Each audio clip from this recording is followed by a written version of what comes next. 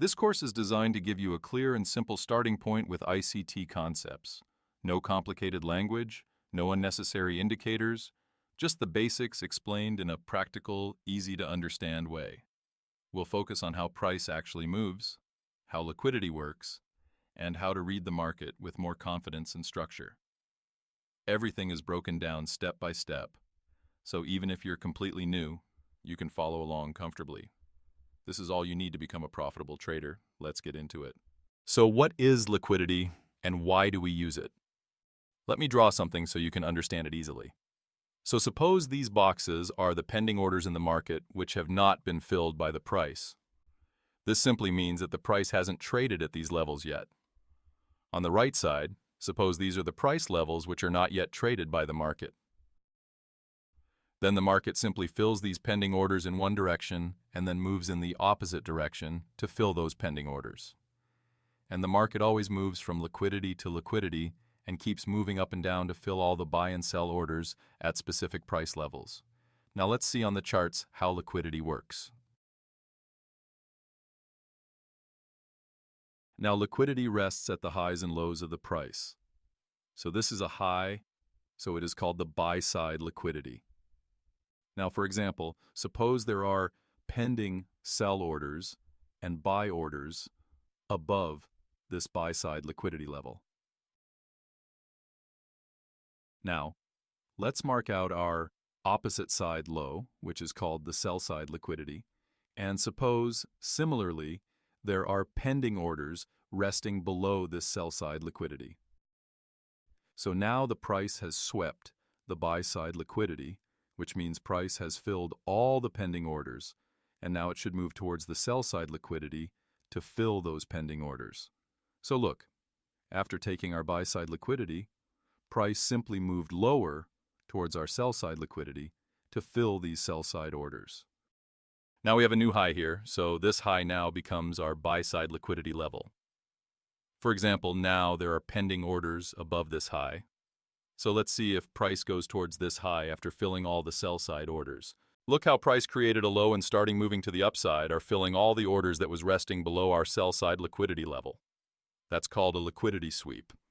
Every time price takes out your liquidity level, it is called a liquidity sweep, which specifies that the price has absorbed the liquidity. So the price reached our buy-side liquidity level. Notice how price swept our sell-side liquidity and moved towards the upside. So this is the perfect demonstration of how price moves from the liquidity to the liquidity. And every time the price takes out one direction's liquidity, it simply moves towards the opposite direction's liquidity level. But you might think there are lows in between these highs and lows. And how can we know which specific low the price will take out and move from there? Because there are many highs and lows, but not every high and low is a liquidity level. For example, notice how price didn't take the other three lows and took this low and then moved towards the upside. Now, to spot these specific lows and highs, you have to understand the concept of external and internal range liquidity. So let's see what it is. So what is external and internal range liquidity? To explain that, let me make a diagram. So suppose this is the market structure, and we have buy-side liquidity and sell-side liquidity resting. Both of these liquidity levels are not swept. So how can we know whether the price will sweep the high or the low first? For that, we use internal liquidity, which is called minor liquidity levels. These are nothing but the highs and lows that are in between the liquidity levels, which price sweeps first and then moves towards the opposite side level. Now let's move on to the charts. So here we have a high, which is our buy-side liquidity, and we have a low, which is our sell-side liquidity. Now, if you look at these levels, we don't know whether the price will first sweep the buy-side liquidity or the sell-side liquidity. So to identify that, we have to use the previous structure. Look here, we can see that the sell-side liquidity has already been swept, so now we know that the price will continue to the upside. And in between this current structure, we have a low, which is our internal range liquidity level. we will wait for this low to get swept. So this low has been swept, and you can see that the price didn't sweep the sell side liquidity and went straight to the buy side liquidity. The buy side and sell side liquidity are called external range liquidity, and all the structure we have in between these liquidity levels is called internal range liquidity or internal range market structure. To find this internal structure, we always have to take the context of the previous liquidity sweep. Look, we have another low here, but it will never work. Why? Because the price has taken out our external liquidity level, and now we are no longer bullish. Now look at this. We have a minor buy-side liquidity sweep, and then we have a minor sell-side liquidity resting below. So to know what the price will do, we just mark this low here. Notice how, instead of moving to the upside, price displaced this liquidity level. So we know that the price will go towards the sell-side liquidity. And now right here, the liquidity has been swept. That's how the internal structure is used to determine what price will do next. Now I will explain how higher and lower time frame liquidity works and how to use it within your trading model. So we are on the 4-hour time frame, and we have our sell-side liquidity swept, and we know that the price will go towards the buy-side liquidity. Now, dropping down to the 1-hour time frame, we have a low here, which is our sell-side liquidity. So this is called our internal range liquidity. Our 4-hour is bullish, so we have to look only for sell-side liquidity levels on every time frame. Now look how price swept our sell-side liquidity and moved towards the upside.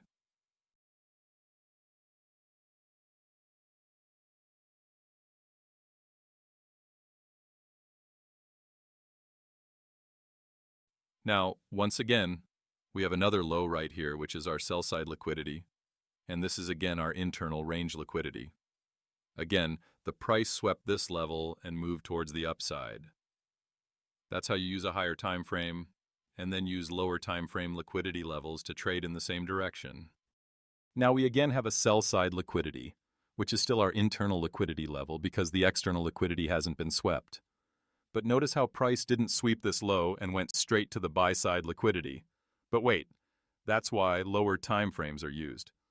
Let's go back and shift to the 15-minute time frame. Now here we have a sell-side liquidity, which is our internal range liquidity. The price sweeps this low and then goes straight to the buy-side liquidity. Let's go back once again and shift to the 1-minute time frame. Here we have a sell-side liquidity, which is our 1-minute internal range liquidity. Price sweeps this low and moves towards the buy-side liquidity. Now this is a real example of how price is fractal and moves the same on every single time frame. The only thing you have to do is align the direction of the higher time frame and use it on the lower time frame to identify multiple high probability opportunities.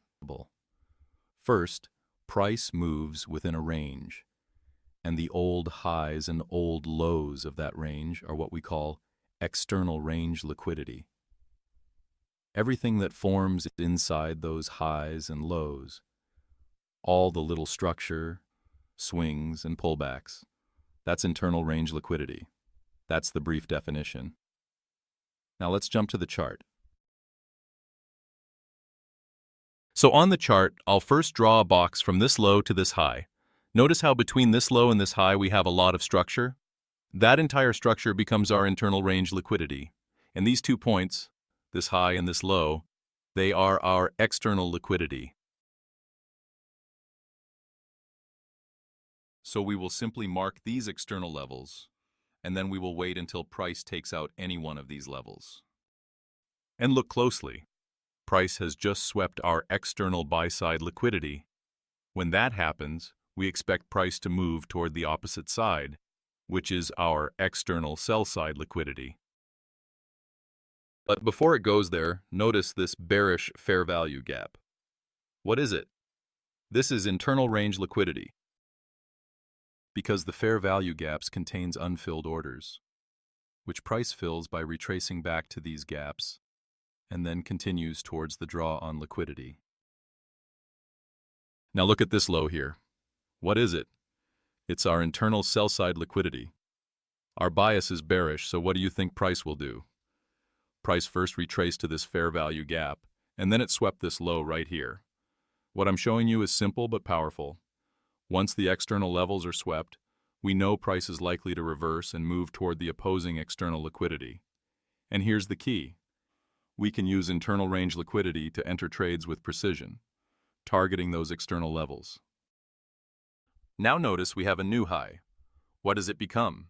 It becomes our new external buy-side liquidity, and all the structure inside this range becomes our internal liquidity.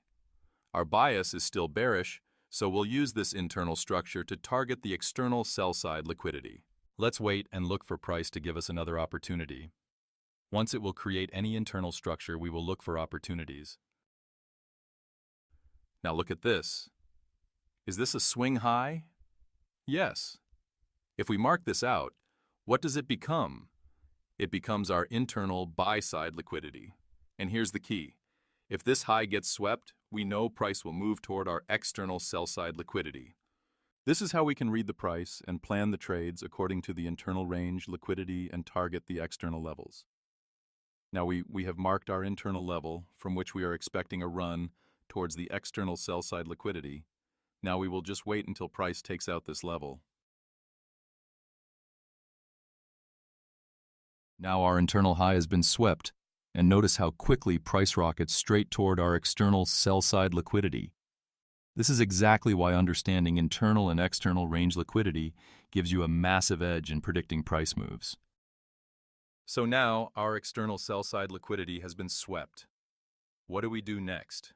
We wait for price to build new internal structure, and then we use that internal liquidity to look for opportunities that anticipate the next move toward external buy-side liquidity. Now we have a new external sell-side low, so I'm simply shifting the box from our external high down to this new external low. By doing that, you can clearly see we have a new internal range. So price created a fair value gap here, so I'll mark this out, but notice how price didn't retrace into it. Then it formed another fair value gap, and again, price didn't return to fill it. Now price forms a third fair value gap, and this time it actually retraces back into it. So we'll mark this one out as our active internal liquidity, and right after that, price sweeps our external buy-side liquidity level again. So you can see clearly, we had this fair value gap acting as our internal liquidity. Price moved lower, swept an internal buy-side liquidity level, and then dropped straight into the external sell-side liquidity. After that, price created these displacement moves and multiple fair value gaps, all part of our internal structure. Price retraced into this gap and then swept the external high. So by now, you should have a crystal clear understanding of what external range liquidity is, what internal range liquidity is, and exactly how price moves between the two. Liquidity is above the highs and below the lows. But when we mark and try to trade these liquidity levels, the reality becomes different, and price does not give a reversal from those liquidity levels. The problem here is we use any high or low as our liquidity levels. But let me tell you the truth, the actual real liquidity levels rests only at the swing, highs or lows. So there are two kinds of liquidity. But first, let me show you what is a swing high or swing low and how it actually looks like. So, a swing high is simply a three-candle pattern in which second candle is higher than the first and third candles high. And vice versa, a swing low is a three-candle pattern in which second candle is lower than first and third candles low. So now you know what is a swing high and low. Let's look at our first type of liquidity, old swings highs or lows. You can use any time frame, but for me personally, I like to use 15-minute liquidity levels. So look at this example. This is a swing high, and then market takes out this high, and we get a nice reversal with a run towards the sell side liquidity. Now let's move to second kind of liquidity that is called time-based liquidity. In this, we use previous session highs and lows and previous day highs and lows as our liquidity levels.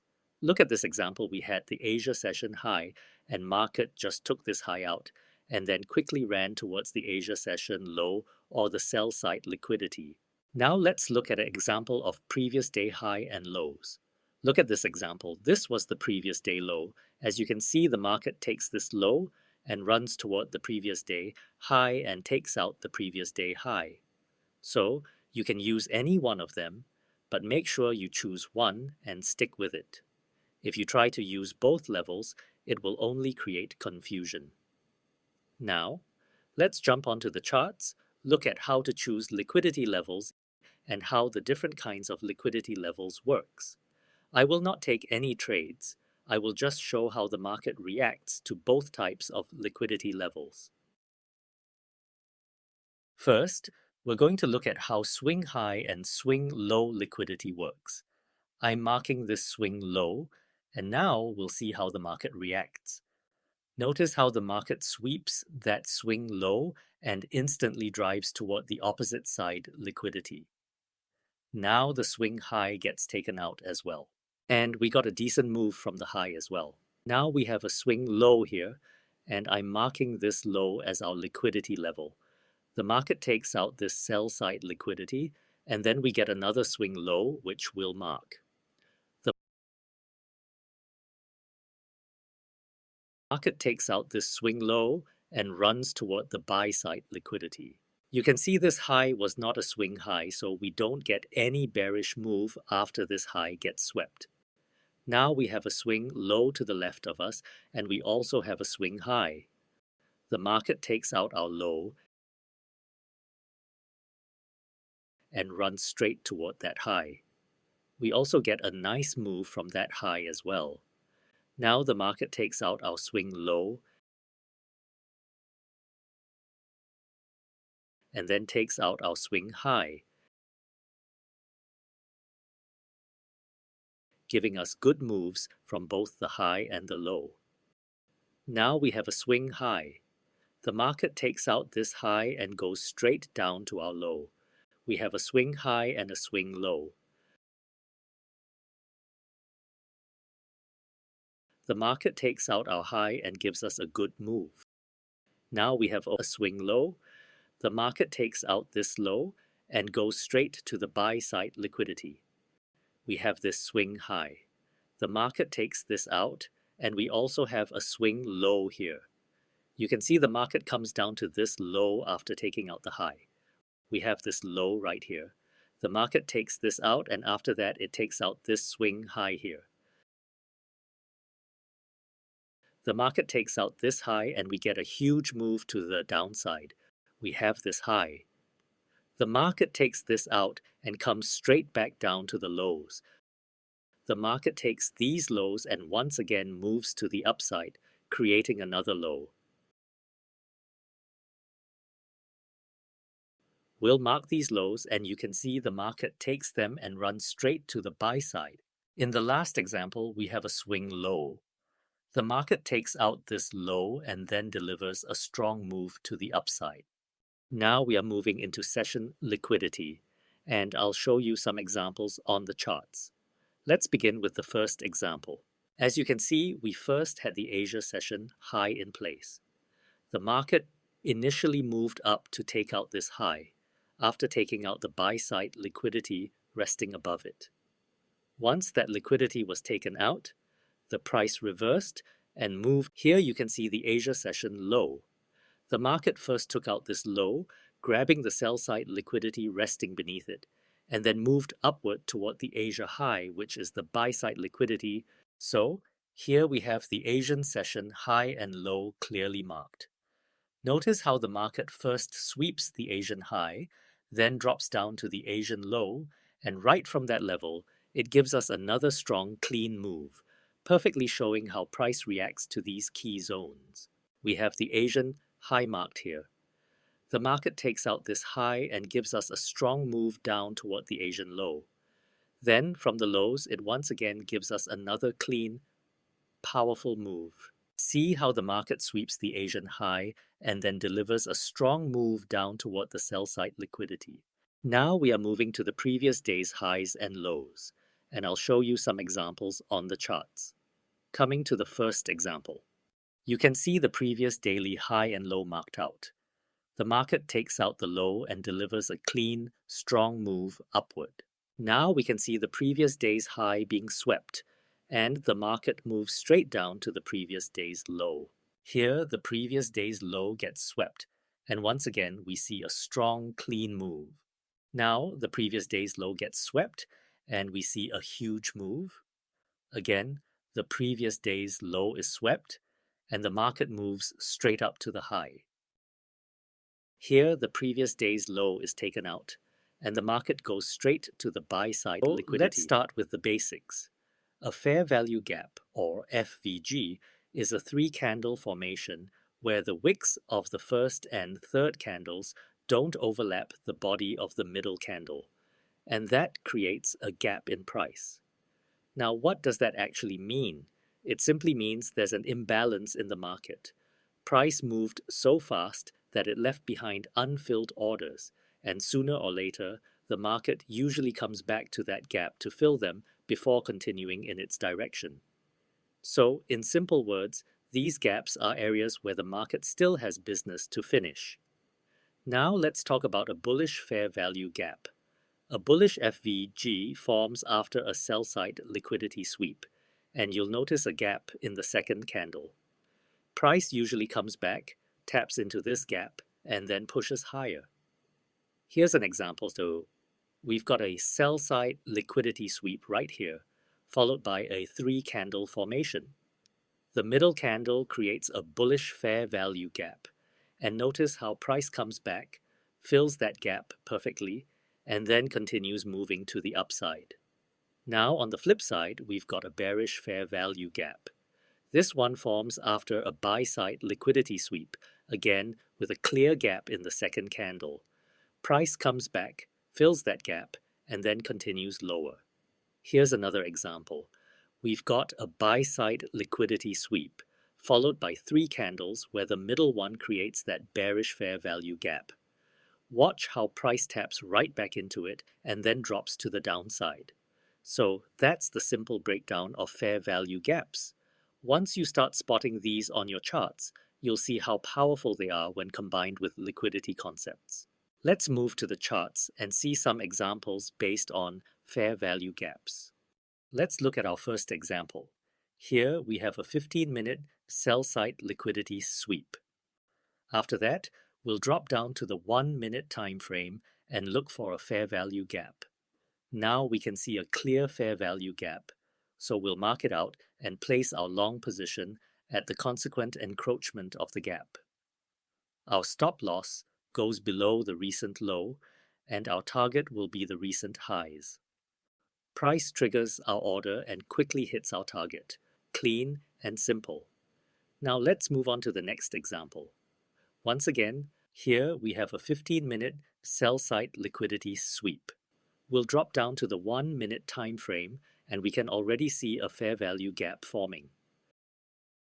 We'll place our long entry on this gap, keep our stop loss below the lows, and target the buy-side liquidity. Here, the market triggers our order, moves sideways for a while, and eventually pushes higher to hit our target beautifully. Now, let's take a look at the third example. This time, we have a buy-side liquidity sweep. Once again, we'll drop down to the 1-minute time frame and look for a fair value gap.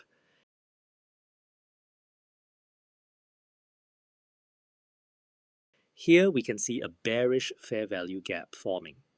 We'll mark this zone and take a short position from the gap, placing our stop loss above the recent high and targeting the recent lows. Once again, we get a quick and clean target. In our last example, we have another sell-side liquidity sweep. We'll drop down to the 1-minute time frame, spot our fair value gap, mark it out, and take a long position from that gap. Our stop loss goes below the low, and our target is set at the recent highs. The market triggers our entry, pushes to the upside, and hits the target perfectly. Now, I think you've got a clear understanding of what a fair value gap is and how to use it effectively. Now in this part, I will explain what a fair value gap is and how to spot the right fair value gap. A fair value gap is a three-candle pattern in which the first, second, and third candles leave a gap in the body of the second candle. The first and third candle wicks should not touch each other and should leave a gap in the body of the second candle. So this is called a perfect fair value gap. The fair value gap simply contains unfilled pending orders. You can see that there is a gap from $5 to $8, so all the pending limit orders that are in between this price gap are filled by the market, and then price moves towards its direction. So now let's move on to the charts and see how it works in real time. So on the charts, the first thing is that the buy-side liquidity is resting above, and we have a sell-side liquidity sweep, so we know that the price will go towards the buy-side liquidity. Liquidity is the foundation of every ICT concept. Without it, none of the concepts will work. Let's wait for price to create a fair value gap. Now we have a bullish fair value gap. Notice these three candles. We have a gap in the second candle, so this is a fair value gap.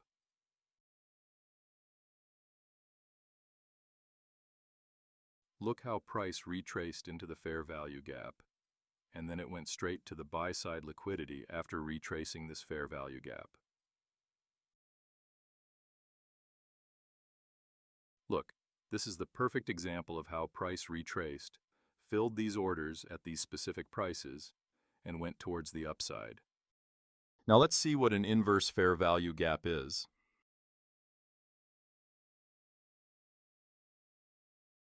So we have a buy-side liquidity level, which we will mark. We also have a sell-side liquidity level resting below, which we will mark as well. Now our buy-side liquidity has been swept. So look here. We had a bullish fair value gap, which has been broken. So this now becomes an inverse fair value gap. Our buy-side liquidity has been swept, and bullish fair value gaps are used to go to the upside. The price broke this fair value gap, which validates the inverse gap and tells us that the price will retrace to this gap and continue lower. Notice how price retraced to the inverse fair value gap and started moving lower, eventually ending up sweeping our sell-side liquidity. So now our sell-side liquidity has been swept, and we will look for an inverse fair value gap.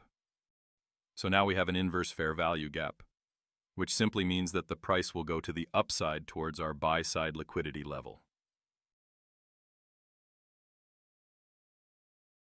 Here, the price retraced back to the gap and went straight to the buy-side liquidity. So this is the way it works.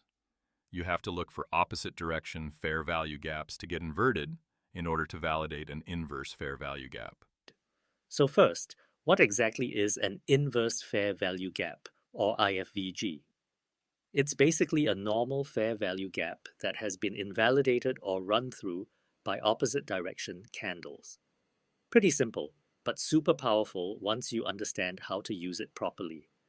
Now let's start with a bearish inverse fair value gap. A bearish IFVG is formed when a bullish fair value gap gets invalidated after a buy-side liquidity sweep. Once that happens, the market usually retraces back into that inverse fair value gap and then continues to the opposing side liquidity. Let's look at this example. We have a buy-side liquidity sweep, then the market invalidates the bullish fair value gap, retraces back to that inverse fair value gap, and from there moves straight to the sell-side liquidity. Now let's flip it. A bullish inverse fair value gap forms when a bearish fair value gap gets invalidated after a sell-side liquidity sweep. Again, the market retraces back into that area and then runs straight toward the opposing side liquidity. But here's where most traders struggle. Sometimes you pick an inverse fair value gap, but the market doesn't retrace back at all.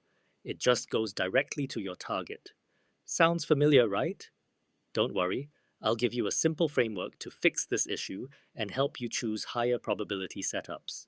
So, let's hop straight into the charts and look at some real examples. So, moving on to the chart, we can see a buy-side liquidity sweep right here. Now, let's drop down to the 1 minute time and look for an inverse fair value gap forming in this area. This is where we'll start planning our entry. So pay close attention to how price reacts around it. Alright, now we've got an inverse fair value gap forming here. We're going to enter short right at this IFVG, place our stop loss above the previous high, and target the 15-minute sell side liquidity. Simple and clean setup, following pure price action logic. Now let's see what happens next. Here, the market triggers our order and starts moving to the downside. It pulls back one more time and then goes straight to our target. Beautiful move. Alright, let's jump into another example and see how it plays out there. Alright, now we're going to mark out our 15-minute liquidity levels. Once that's done, we'll shift down to the 1 minute time frame and wait for the market to take out one of our liquidity levels. This is where we get ready to look for a precise entry setup. Now, the market has taken out our sell side liquidity and we have a clean inverse fair value gap forming. First, we'll check if it lies in a premium or discount range, and yes, it's in premium. Next, we'll mark our inverse fair value gap and enter long on this gap, place our stop loss below the recent low, and target the recent high.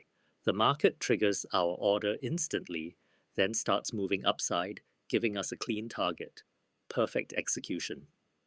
Alright, let's move on to the next example and see how it plays out. Alright, now we have a sell side liquidity sweep. We'll switch down to the 1 minute time frame and look for an inverse fair value gap. There it is, a clean inverse fair value gap. We'll mark this gap and enter long, place our stop loss at the recent lows, and target the buy side liquidity. Once again, the market triggers our order and moves straight to our target. Perfect execution.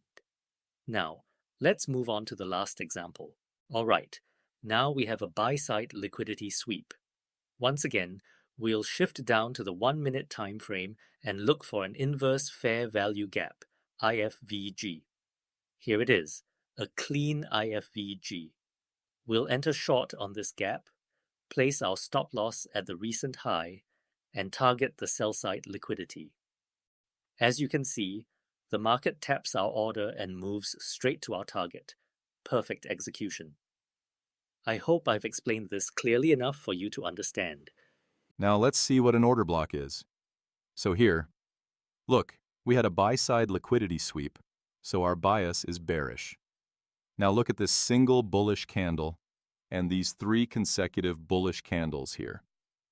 So whenever, after the liquidity sweep, the opposite direction candles get overlapped by the candles supporting our direction, it creates an order block. Only candle bodies are used, and wicks are not used. So this is an order block, and it means that the price would move lower towards our sell-side liquidity. Exactly the same thing is happening here. The price started slowly moving to the downside and ended up sweeping the sell-side liquidity. Now we have a sell-side liquidity sweep, and our bias is bullish. So let's wait until price creates an order block. Look here. We have 2 down close candles that get overlapped by bullish candles. So this becomes a bullish order block, and we will mark this. Notice how cleanly price tapped our order block and swept the buy-side liquidity. If you're new, Now, you'll get it clearly. So first, I'll show you what an order block is, how it looks, and how it's used in different market scenarios. An order block is simply a series of consecutive up-close or down-close candles in a trending market. It works best when you align it with your draw on liquidity and use it within the premium or discount zones, depending on your direction. Now let me show you an example of a bearish order block. So first, let me show you what a bearish order block is. Basically, it's a series of consecutive up-close candles in a bearish trend, or it can form after a liquidity sweep. Check this out.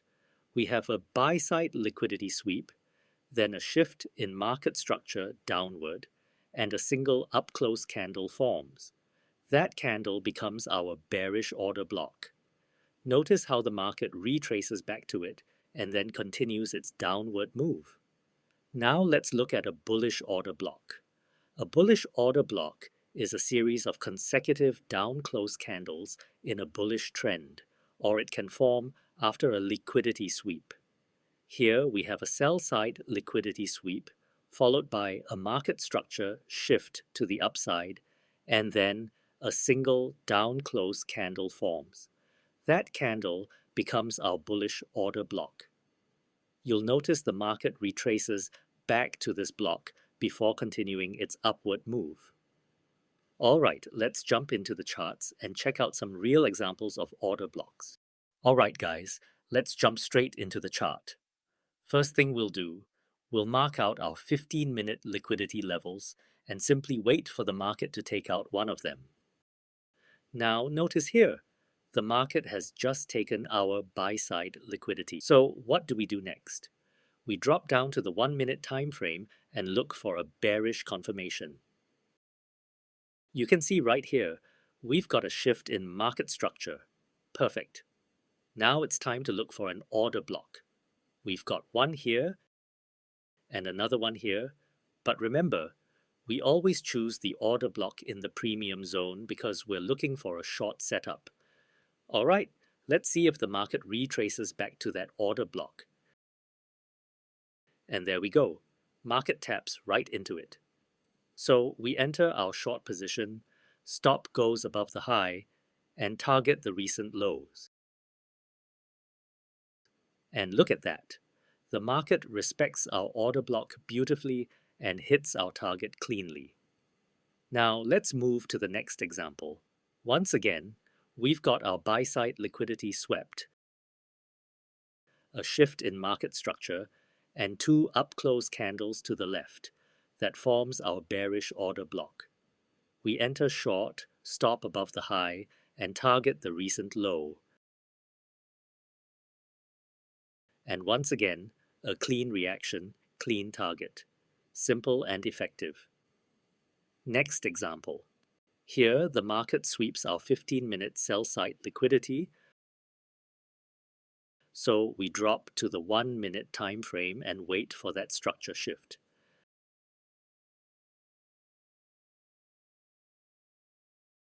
Now we've got it, and if you look closely, there are two small down-close candles to the left. That's our bullish order block. We take a long entry, stop below the low, and target the recent high. And again, super clean move, straight to target.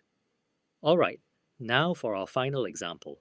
Here, the market sweeps the 15-minute sell-side liquidity, but notice, price has already moved quite a bit toward our buy-side liquidity.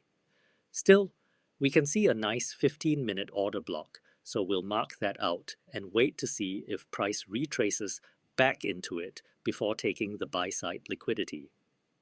Now we drop to the 1-minute time frame and look for a liquidity to sweep. There's a swing low inside that 15-minute block. That's our sell-side liquidity. We wait for the market to take it out, and boom, it does. We get a down close candle and a shift in structure, so that's our entry confirmation. We go long, stop below the low, target the highs, and again, clean reaction, quick target. So now you understand exactly what an order block is and how. Now let's see what a breaker block is. So suppose we have this market structure. Look at this last high created before the down move after the buy-side liquidity sweep. And this was the last low before that high was created, so this last low becomes our breaker block.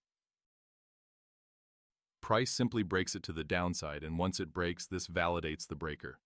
Then price retraces back to it and continues in its direction. Now look here. Suppose this is an order block and price respects it, and then after sweeping the recent low, it breaks it to the upside. Failed order blocks are also called breaker blocks. Why? Because this was the last low created, and these are the highs, which were the last highs before the up move. Now let's look at a breaker block on the charts. Now we have sell-side liquidity resting below, and we also have buy-side liquidity resting above. Let's wait for one of them to get swept. Now our sell-side liquidity has been swept, so let's wait for a breaker block to be formed. Look here. This was the last low before the up move, right? And this was the last high before the low was formed.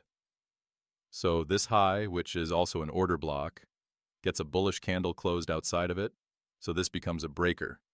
Look how cleanly price retraced to our breaker and then started moving upside and ended up sweeping the buy-side liquidity. Method. A breaker block represents the final high or low that forms immediately prior to a liquidity sweep. It is also referred to as a failed order block, as it signifies the invalidation of a prior structure before price transitions in the opposite direction. Let's begin with an example of a bearish breaker block. In this scenario, liquidity is swept to the upside, and the low that was formed just before this sweep becomes the bearish breaker. When identifying the breaker, consider only the candle bodies, disregard the wicks entirely. Following the sweep, price typically retraces back into the breaker block before continuing downward toward the next area of liquidity. Now, let's examine a bullish breaker block. Here, liquidity is swept to the downside, and the high that formed just before the sweep becomes the bullish breaker. As before, focus solely on the candle bodies to define the breaker zone. After the liquidity sweep, price commonly retraces into the breaker before advancing higher toward opposing liquidity.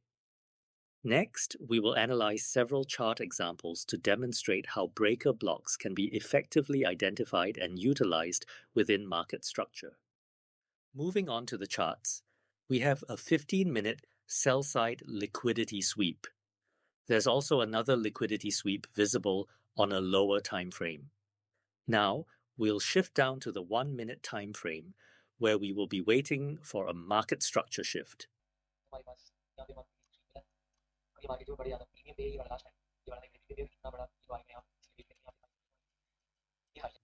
We can now see a clear shift in market structure with a defined high and low to the left. We'll mark this area as our breaker block, using only the candle bodies and ignoring the wicks.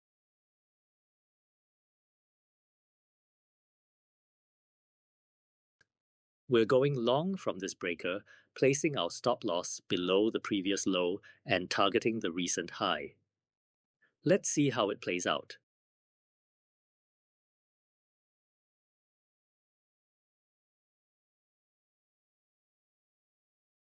The market retraced back to the breaker, triggered our entry, and hit our target cleanly. Now, let's move to the next example.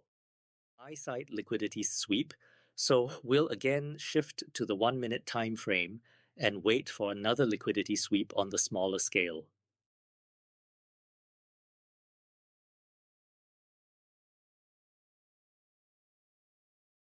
We now have a swing low to the left, and we're waiting for a market structure shift.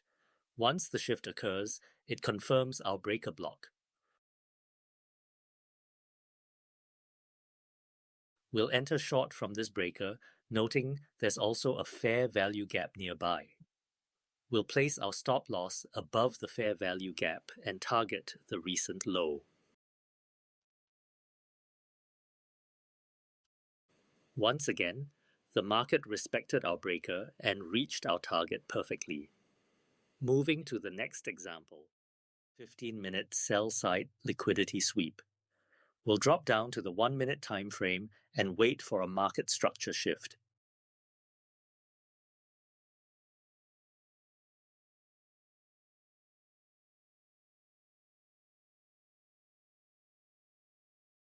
After the shift occurs, we'll identify the high as our breaker block. We'll go long from this breaker, placing our stop below the low and targeting the recent high. Once again, the market retraced into the breaker, triggered our order, and delivered our target objective cleanly. Now on to the final example. We have a buy-side liquidity sweep, so we'll move to the 1-minute time frame and wait for a market structure shift.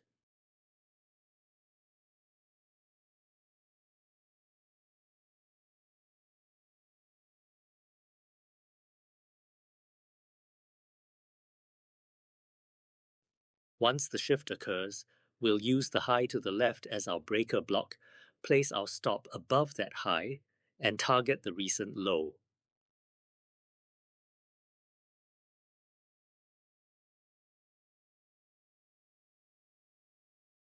Again, the market respected the breaker, took our order, and provided a precise target completion. I hope this walkthrough has helped you understand how to identify and use breaker blocks effectively within your trading strategy. Thanks. So what is change in state of delivery? A change in state of delivery shows that the order flow has shifted from one direction to the other. How does it look? After a buy-side liquidity sweep, the bias is always bearish. So look here. Can you see these two bullish candles? When price closes below the body of these two bullish candles, that creates a change in state of delivery, and after that, price continues in its direction. Now the same goes for a bullish scenario. After a sell-side liquidity sweep, price closes above this down-close candle, so it is also a change in state of delivery.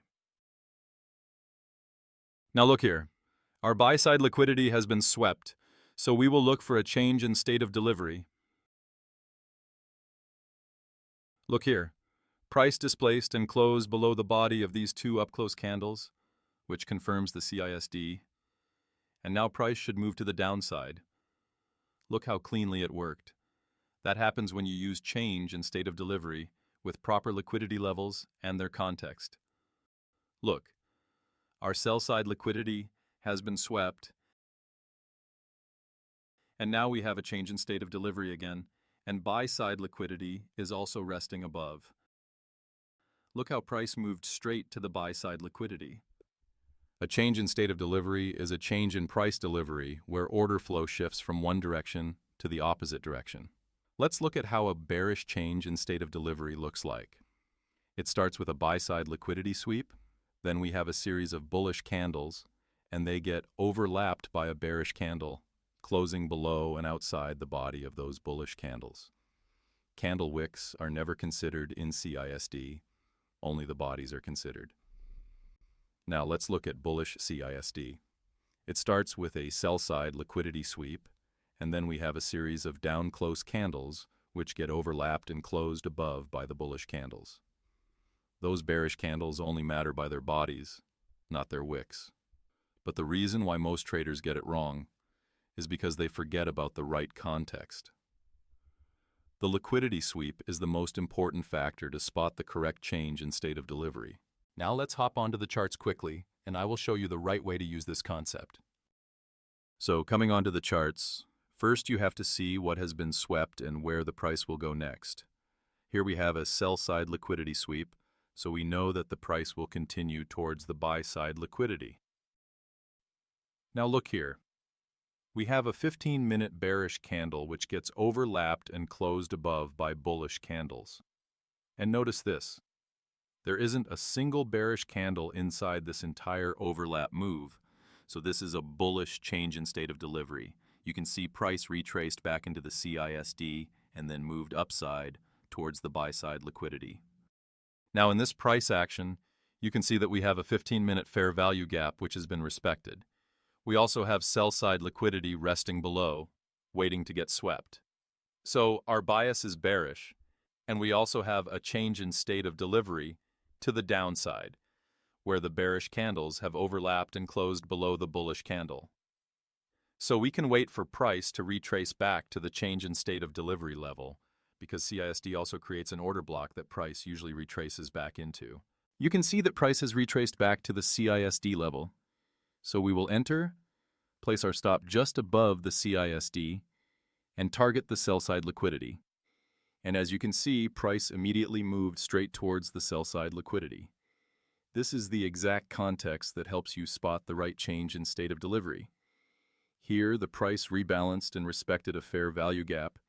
We also had equal lows at the sell-side liquidity, and price had already swept buy-side liquidity. This is the context you always have to know before using the change in state of delivery. In the last example, now I will tell you the reason most traders fail to use the CISD in the right way. So here we have a 15-minute sell-side liquidity sweep, and we also have a 15-minute bullish fair value gap. On top of that, we also have 15-minute internal sell-side liquidity sitting inside this fair value gap. We will wait for price to sweep this low, and then we will look for a bullish change in state of delivery. So the price has swept our sell-side liquidity. Here, most traders will immediately start looking for a CISD, but we will not, because price didn't mitigate our fair value gap. This is the exact impatience that results in losing money. Then they blame the change in state of delivery and say the concept doesn't work, while it's only their mistake. Now the price has retraced into our fair value gap, so now we will look for a change in state of delivery.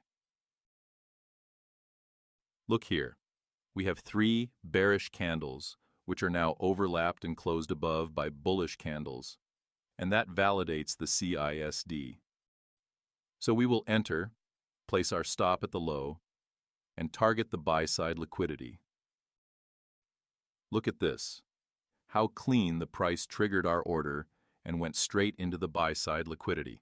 You have to align your context and bias exactly like this. We had a sell-side liquidity sweep, then price retraced into a fair value gap, then we had a CISD we entered, and price delivered the target. It really is that simple. So first, let's break it down in a simple way. A change in state of delivery happens when the last series of up-close or down-close candles, meaning the most recent bullish or bearish bodies, get displaced through and price closes outside of those candle bodies. When I say up-close candles, I'm talking about bullish candles, and when I say down-close candles, I'm talking about bearish candles. It works very similarly to a break of structure or a market structure shift. But the main difference is this. In a change in state of delivery, we do not consider wicks. Only the candle bodies matter. This small detail changes everything, and you'll understand why as we go deeper into the video. So first, let me show you how this actually works on the chart with a real example. Because once you see it visually, you'll understand exactly how a change in state of delivery plays out in live price. Here we have our sell-side liquidity taken. Now I want to see whether price wants to push any lower for manipulation. And right here, you can see price takes the 1-minute low as well. After that, price displaces through these 2 down-close candles with a strong displacement. You can also see a fair value gap forming right there. This is exactly what a change in state of delivery looks like. Price breaking through the candle bodies and shifting delivery. Now, from here, you have 2 options. You can either place a limit order inside the CISD area, or you can take a market entry as soon as price breaks through with displacement. Here, I'm showing you how it would work with a market order. Now, we're targeting these highs, keeping a reasonable risk-to-reward ratio to manage the trade smartly. Now let's see how it plays out. And as you can see, price moves directly into our target, just as we anticipated. Alright, now let's move on to the second example and see how a change in state of delivery works in a bearish scenario. Here we have our buy-side liquidity taken out, accompanied by a strong rejection. Now, what I want to see is price closing below these consecutive bullish candles. We also have an inverse fair value gap here, which gives us extra confirmation for the move. Here, price displaces through the bullish candles, giving us a valid change in state of delivery. I'm going to place a limit order at this area and target this larger fair value gap. Here, price made this low just before taking my order, so I'm going to set my target at this low. After that, price moves directly and smashes into my target just as we planned.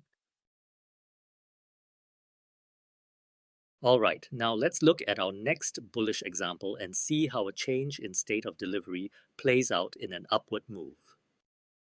Here, our sell-side liquidity has been taken out. I can see price rejecting from this matrix PD array. I'm assuming that price will take one more low before continuing higher. Here, price takes out this 1-minute low, which we can consider as lower time frame manipulation. Now, after that, price displaces through this big down-closed candle, giving us a valid CISD. I am going to place my order on this CISD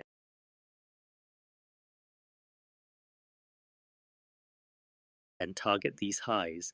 Now I'm going to place my order and watch closely to see how this trade plays out in real time, tracking the movement as price reacts to the CISD and heads toward our target. Here, price takes our order and moves directly to the buy side, hitting our target perfectly. Alright, now for the last example, let's look at another bearish scenario and see how a CISD forms and plays out. Here, our buy side liquidity has been taken,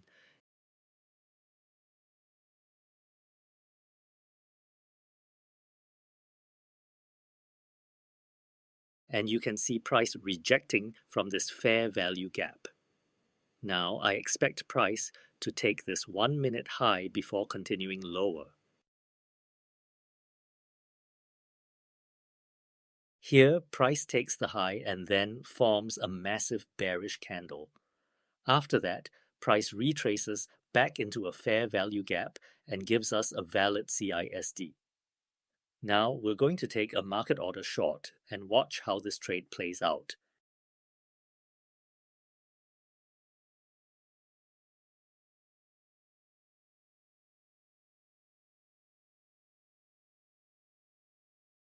Price took a little time to move, showing some hesitation along the way, but in the end, it perfectly hit our target just as we had planned, confirming the strength of the CISD setup.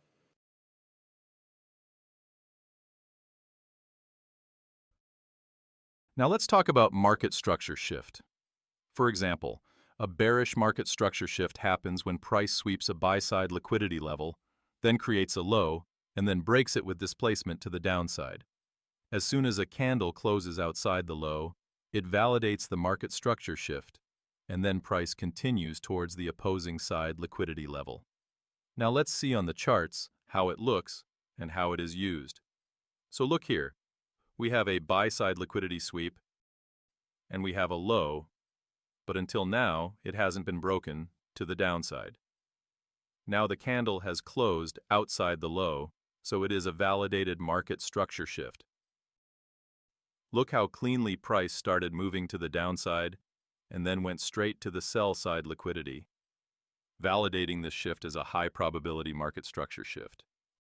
Now look here, we had a market structure shift, but the buy-side liquidity is just above, so let's wait for this buy-side liquidity to get swept, and then we will look for a market structure shift to the downside, anticipating a sweep of sell-side liquidity. Notice how price went straight to the sell-side liquidity after breaking and closing below this low. This is how market structure shifts are used. Wicks are also considered in this. Straight into it. First, let's see why it's important. First, the higher time frame targets always control the lower time frame price delivery. What it means is, if the higher time frame wants to move higher, it will also control the lower time frame, prevent it from moving lower, and continuously deliver higher. Second, it prevents taking low probability counter trend trades.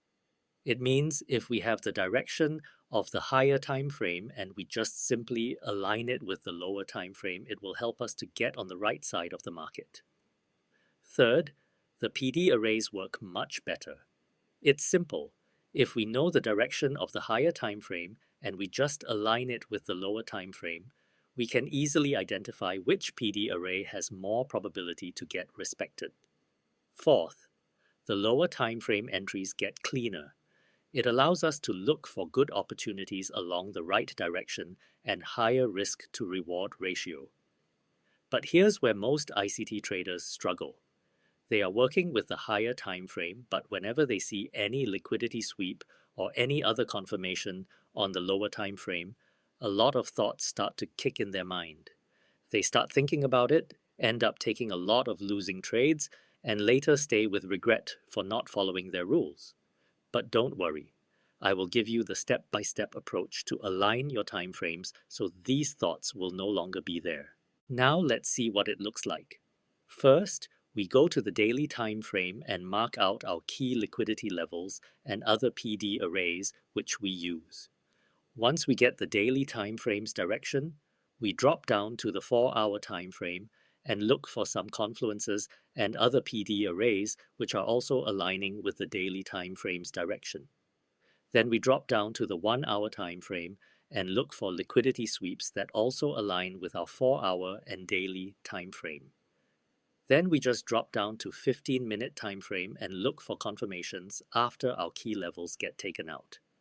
Then we drop down to 5-minute time frame to get more precise and higher risk to reward ratio entries. Now let's move on to the charts, and I will show you each step-by-step approach for this. So coming on to the charts, first step is to open daily time frame.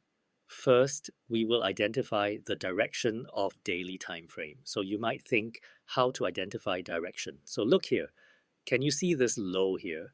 If I mark this low, what will it become? It becomes our daily sell side liquidity, which is already swept.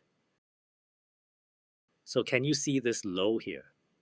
Now we know that daily sell side has been swept, so this low will stay protected. Now see how market didn't sweep these highs till now. These three highs are still resting above, and our sell side liquidity has been swept. So now we know that the price will move towards these highs and this low will stay protected. So now we know that the daily time frame is bullish. Now we have to mark out important levels and PD arrays. So here I can see a daily fair value gap on which price retraced and then moved towards upside. Now we have to mark the nearest high as our daily time frame buy side liquidity, so we know that the price will go towards this high. Now we have all the confluences. The daily sell side liquidity has been swept. This low will stay protected and the market will continue towards this high. Now let's move to 4-hour time frame. Now coming on to the 4-hour time frame. First, we very well know that the daily time frame direction is bullish. Now we have to only look for confluences on the 4-hour time frame that align with the direction of the daily time frame. Look here, we have this 4-hour swing low at the daily fair value gap. If I mark out this low, what will it become? It becomes our 4-hour sell side liquidity, which is also swept. So as we know that this daily time frame low will stay protected, now we know that this 4-hour low will also stay protected and price will continue towards the buy side liquidity. Now let's mark other important levels. Now look here, we have a 4-hour bullish fair value gap which we will mark out. Now, what is this? This is a 4-hour bullish market structure shift because it broke above the high. Now we will write here also that our 4-hour is also bullish. Now let's move to the 1-hour time frame. So coming on to the 1-hour time frame. First step is to identify and mark the liquidity levels that align with the direction of the 4-hour and daily time frame. Means we have to identify and mark out the sell side liquidity, which means that the price will continue higher after sweeping that liquidity level. So here, can you see this swing low? If I mark this out, what will it become? It becomes our 1-hour sell side liquidity. Then our step 3 is to wait for this sell side liquidity to get swept. So now our liquidity level has been swept. Now we will go to the 15-minute time frame. So now coming on to the 15-minute time frame, we know that the daily, 4-hour, and 1-hour time frame is bullish. So now after the sell side liquidity sweep, we have to look for bullish confirmations on the 15-minute time frame. So let's zoom in and look for confirmations. So look here, what is it? It becomes a 15-minute inverse fair value gap. Now we know that the market has disrespected a bearish fair value gap, which means order flow has been changed and price will continue higher. Now let's move to the 5-minute time frame. So coming to the 5-minute time frame, We just have to enter with stop loss at the low and target the recent buy side liquidity. So we will enter on this 15-minute inverse fair value gap and place our stop at the low. Then we will mark out the recent swing high. But why? As we did on the other time frames, we know that the low will stay protected and the market will continue towards this high. Look at this, how clean price respected our inverse fair value gap and gave us a clean target. That's all you need in order to get in sync with higher time frame direction. You just have to follow this easy checklist. Identify the daily, 4-hour, and 1-hour time frame, get the confirmations on 15-minute time frame, and enter on the 5-minute time frame. It's that simple. Now, in this part, let's see what a daily bias and the draw on liquidity are. Daily bias is simply the direction in which we are expecting the market to expand on a certain trading day. It is only a direction, whether bearish or bullish. Look here, and suppose this is a sell-side liquidity sweep, and now you are expecting the market to go towards the buy-side liquidity. So what is our direction? Bullish. That's called the daily bias. Now, the draw on liquidity is a liquidity level that we are expecting the market to sweep from a certain liquidity level. It should be a specific liquidity level that you are expecting the market to sweep. Look at this diagram. Suppose you have a sell-side liquidity sweep, and now price is at a fair value gap. A buy-side liquidity is resting above, and there is another buy-side liquidity resting above that. Now suppose we are expecting price to sweep this buy-side liquidity level, but only after the sell-side liquidity sweep and at the fair value gap. Then price exactly does the same. So what is this? This was our draw on liquidity. Now let's move on to the charts and look at how it works. Now we are on the daily time frame, and we have a daily buy-side liquidity sweep. So our daily bias is bearish. We have a sell-side liquidity here, and we know that the price can sweep this low, but this low right here is near. So let's mark this sell-side liquidity. So now this sell-side liquidity is where we are expecting the price to trade. So this is our draw on liquidity. What is our daily bias? Our daily bias is bearish, which means we will ignore all bullish opportunities and focus entirely on bearish opportunities to target our draw on liquidity. Now, dropping down to the 4-hour time frame, we have a swing low right here. So for now, this is a liquidity level because price hasn't displaced it yet. Now this sell-side liquidity level has been displaced, and we have a market structure shift, which is our confirmation. So the price started moving to the downside, respecting each and every single fair value gap along the way, and finally swept our sell-side liquidity, which was our draw on liquidity. Let's clear it again. This level right here, what was it? It was our draw on liquidity, and our daily bias was bearish. Now again, we will mark the sell-side liquidity. Our buy-side liquidity has already been swept, and we are expecting the market to go towards our sell-side liquidity. We also have a market structure shift to the downside. Now this simply means that our draw on liquidity is the sell-side liquidity, and we are expecting the price to sweep that level. Now moving on to the 4-hour time frame, price is moving slowly but displacing to the downside, and then it sweeps our sell-side liquidity, which was our draw on liquidity. Now in this example, we are on the daily time frame, and our sell-side liquidity has been swept, so our daily bias is bullish. Now we will drop down to the 4-hour time frame. We have a 4-hour market structure shift to the upside, which is enough for our confirmation. Now we will mark the high as our draw on liquidity, but it is only for the 4-hour time frame. Price is continuously moving to the upside, and now I can see that we have a fair value gap here, and once again, we have a market structure shift to the upside. So let's drop down to the 1-hour time frame and see what price is doing here. Here the price is also moving to the upside by creating displacement. So look here. Now the price retraced back to the 4-hour fair value gap and swept this sell-side liquidity. So on the 1-hour time frame, this is a swing high and a buy-side liquidity level, which becomes our draw on liquidity, that we are expecting after this sell-side sweep. Now let's shift down to the 15-minute time frame. Here, we have a low which is getting swept, which means that it is our sell-side liquidity on the 15-minute time frame. We just need confirmation right here, and I am expecting the price to create a change in state of delivery. A huge candle moved to the upside, creating a change in state of delivery, and we have a fair value gap here. So we will enter on this gap, place our stop at the low, and target our draw on liquidity. The price instantly triggered our order and went to our draw on liquidity. So let's clarify it. We had our draw on liquidity here, and we had our sell-side liquidity swept from where we were expecting the price to move towards our draw on liquidity.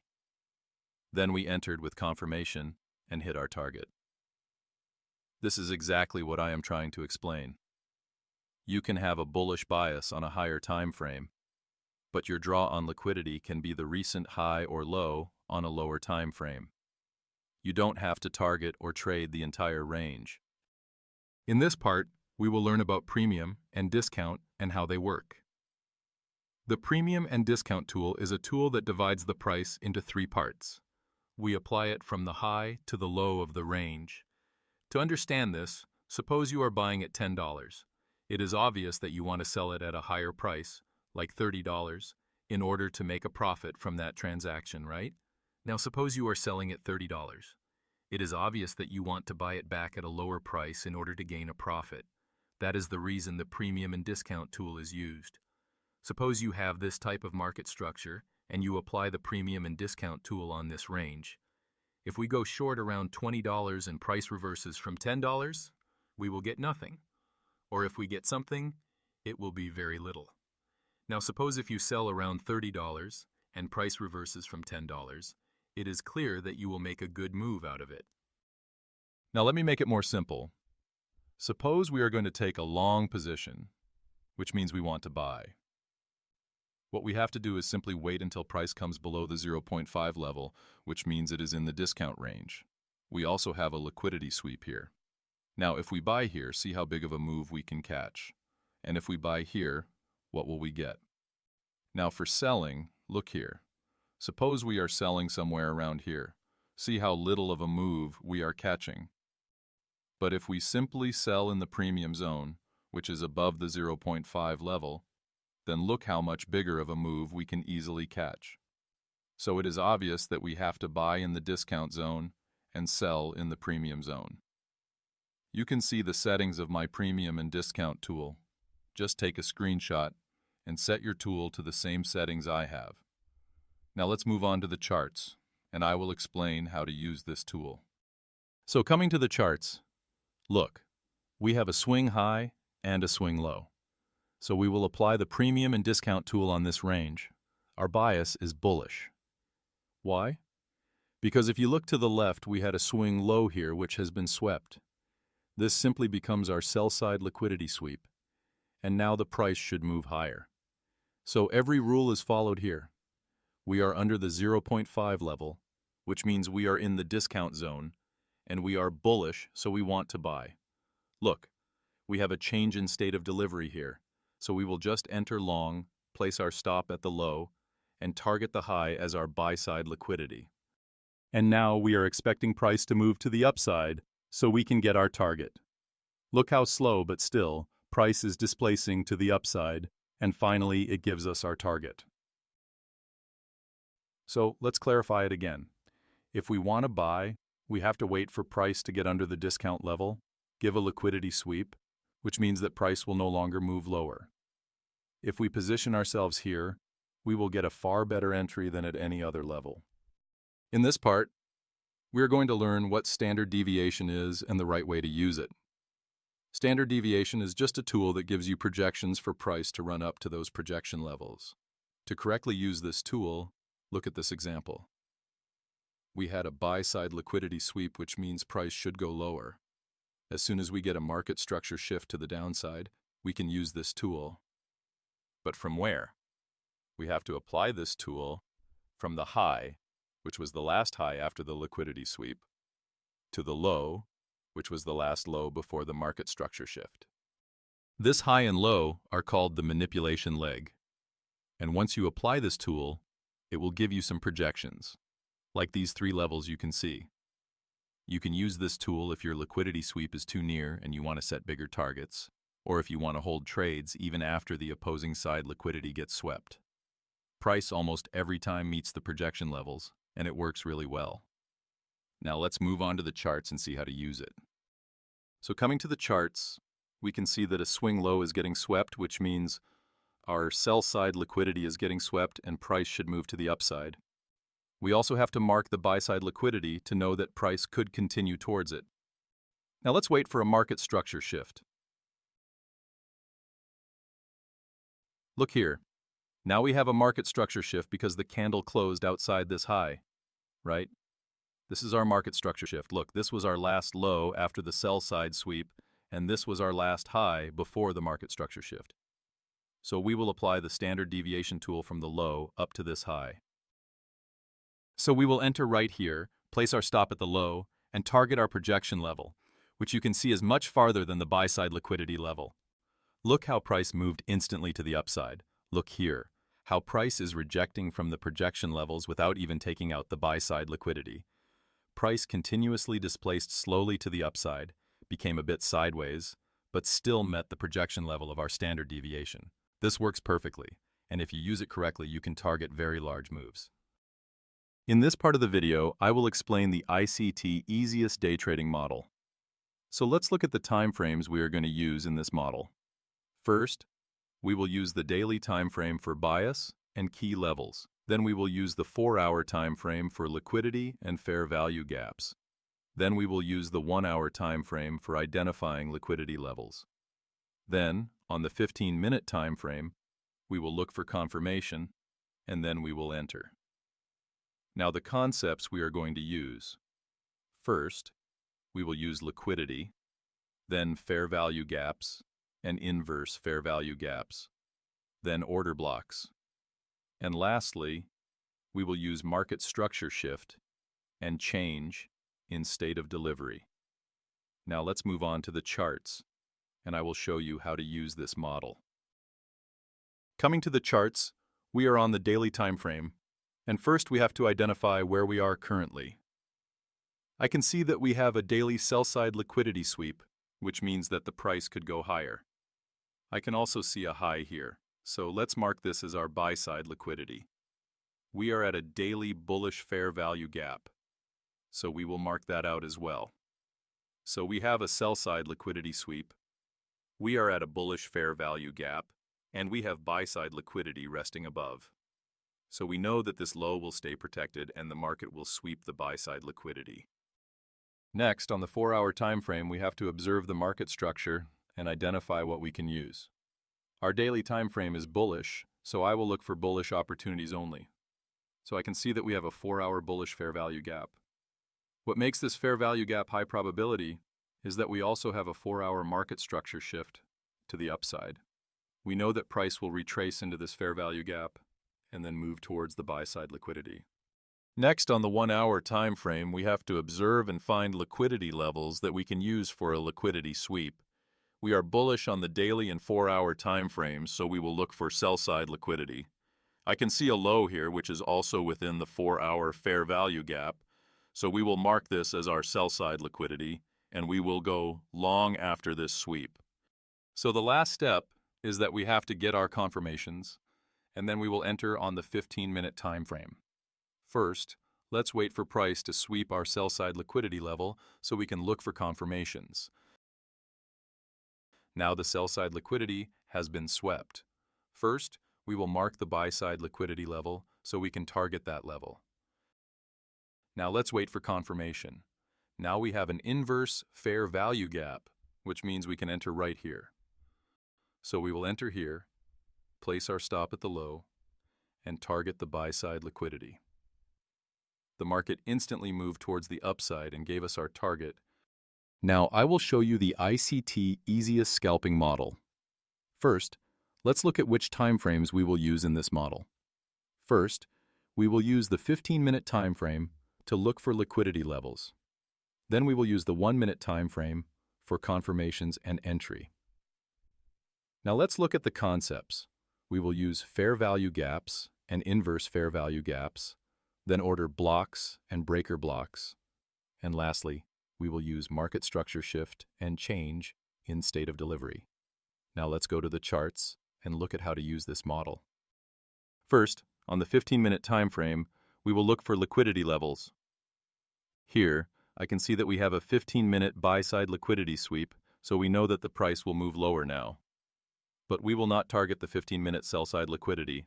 On the 1-minute time frame, we will look for confirmation, and then we will enter. Let's zoom in and look for confirmation. Now we have a change in state of delivery. So we will enter here, place our stop at the high, and for the target, we will use the recent 1-minute low as our target. So we will mark this out. You can see that price is moving lower slowly and ends up giving us our target. This is an easy but powerful setup. In today's video, I'm going to break down how to identify the draw on liquidity. By the end of this video, you'll be able to spot the draw on liquidity much more easily than ever before. The best part? This method does not require you to switch between multiple timeframes or constantly align higher timeframe and lower timeframe. All you need is a basic understanding of market structure, and you'll be able to see where price is most likely to draw toward. So, what exactly is draw on liquidity? Draw on liquidity simply means identifying the expected direction of the market. In simple terms, it tells you whether price is more likely to hunt liquidity above, which means the market will be bullish, or below, which means market will be bearish. You don't need to predict the entire day's movement to be profitable. All you need is to catch high probability moves with a solid risk to reward ratio. Still, if you want to understand the full daily direction, it is possible. The methods I'm going to teach you will help you do that. Just remember, it takes practice to properly read market structure and price delivery. By the end of this video, you'll be able to identify the draw on liquidity and find high probability setups much more confidently, just like in the example shown here. Alright, now let me explain the concepts we'll use to identify the draw on liquidity. First, we'll use the premium and discount tool. You can see my settings for the tool, and you can screenshot it to match your tool exactly the same. Second, we'll use PD array like fair value gaps or order blocks, but you can use any PD array that you are comfortable with. Third, we'll use liquidity sweeps.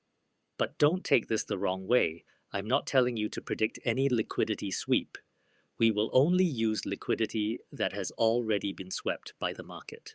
Now let's go to the charts, and let me show you exactly what you need to do to identify the draw on liquidity. So, coming onto the charts, we'll be using the 15-minute time frame only. The first thing we need is a liquidity sweep. We have this low, and we simply wait for the market to take it out. Once the market sweeps the low, a new swing low forms after the sweep, and we also have a swing high.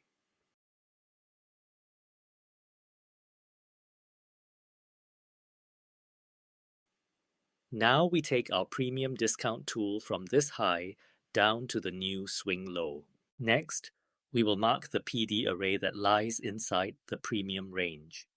In this case, we have a fair value gap, which becomes our point of interest for short opportunities. As you can see, the market taps this fair value gap perfectly and delivers a massive move to the downside. Now ask yourself, do you really need to find the entire daily range to be profitable? Not at all. You just need to use simple concepts and avoid overcomplicating the process. And as you can see, this method works. After that downside move, we now have a new low and a high, so again we'll apply the premium discount tool. Why are we using this specific low? Because this low is the one that swept liquidity, and that makes it meaningful. From here, we mark the fair value gap that lies inside the discount range. Now we know the market can trade upwards from this bullish fair value gap. But the next step is identifying how far it can go. To figure that out, we once again use the premium discount tool, this time from the old high down to the new low. And look at that! We have another fair value gap sitting in the premium level, so we mark that as well. Now we have a clear expectation. The market is likely to move from the bullish FVG in discount up into the bearish FVG in premium. And let's see what happens. Price moves exactly from our bullish gap straight into the bearish gap we marked above. Now let's see how our bearish fair value gap reacts and whether it plays out as expected. So as you can see, both of our levels worked perfectly. Both zones worked perfectly. Now ask yourself, don't you think you can trade within these levels alone? Is it really necessary to jump to the daily, the 4-hour, then the weekly time frame? Stop overcomplicating trading. Use this simple approach and keep it clean. Now let's move forward. After that move, we get a market structure shift to the downside. So once again, we'll use the premium discount tool from that high down to this low. Why are we choosing this specific high? Because that high is the one that swept a liquidity level, which makes it the valid point for our measurement. Now you can see we have an order block sitting in the premium level, so we'll mark it out. This makes it a perfect area for short opportunities. Since we expect price to trade back into that order block, it becomes our draw on liquidity. Now we have that order block in the premium level, so we expect the market to move up toward that order block. The question is, how do we find long opportunities toward our draw on liquidity? To do that, we take the premium discount tool from the low up to this new high. We have an order block in the discount range, so we mark it, and as you can see, the market moves exactly to our order block in the premium level. That gave us a clean short opportunity. You can see we have a good move to downside from this order block, and now we know it will go to the sell side liquidity. Now look at this. We have a high that swept buy side liquidity and a low that swept sell side liquidity. So once again, we take our premium discount tool from this high down to this low. We have another order block in the premium range, so we mark it for short setups.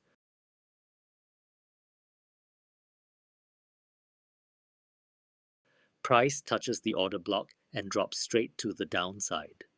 Once again, both of our levels worked perfectly.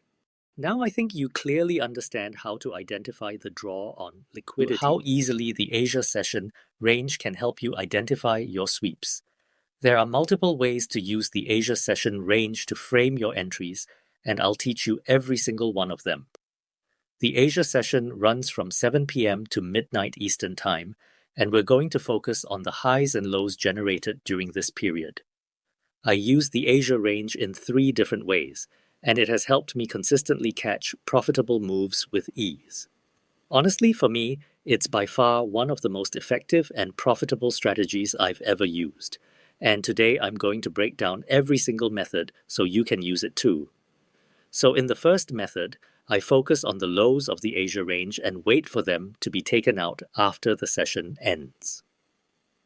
Once these lows are cleared, price almost always pushes toward the highs of the Asia range, giving you a very high risk to reward. This is one of the cleanest and most reliable moves you can catch, and it can make identifying your entries really simple and profitable. In the second method, I focus on the Asia range highs. Just like with the lows, I wait for these highs to be taken out after the session ends. Once the highs are cleared, price often moves down toward the Asia lows, creating a high probability setup. This move gives a very high risk to reward, and it's one of the cleanest ways to frame entries using the Asia session. By observing how price reacts around these levels, you can catch smooth, profitable trades consistently. And the third method is what really sets this apart from how most other traders use the Asia range. When the Asia session is completely one-sided, either bullish or bearish, I expect price to rarely come back to the lows or highs of the range. Instead, you'll often see price take out the most recently generated lows or highs, and then continue strongly in its direction. This approach allows you to catch smooth, high-probability moves without waiting for a full retracement. Here you can see that the Asia session is completely bullish. In this range, price never retraced back to the lows of the session, which is a key observation. So what we do next is focus on the most recent lows, just like the ones marked here, and wait for them to be taken out. Once these lows are cleared, that's our signal to plan the trade, giving us a high probability entry as price continues its strong move in the direction of the session. This method helps you catch clean moves without waiting for a full retracement, making it one of the most efficient ways to trade the Asia range, and here we can see that the Asia session is strongly bearish. During this period, price doesn't come back up to touch the highs of the range. So what we do is identify the most recent highs and wait for them to be broken. Once those highs are taken out, it gives us a clear signal to enter the trade, allowing us to follow the momentum downward. This approach helps you capture clean, high-probability moves without waiting for a full retracement, making it one of the most effective ways to trade the Asia session. Moving on, in the first example, we have the Asia lows taken out on the 15-minute time frame.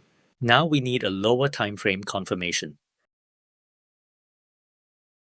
Here we have a 5-minute bullish fair value gap.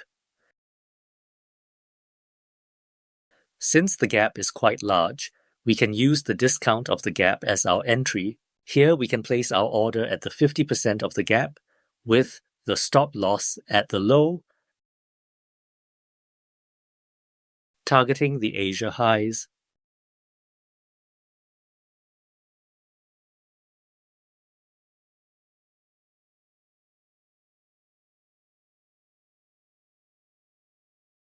Look how nicely it gave us our target. So, in the next example, we have the Asia lows taken out again.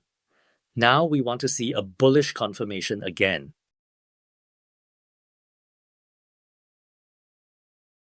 Here we have a 1-minute inverse fair value gap. I want to place my order on the inverse with the stop at the low and the target at the Asia highs.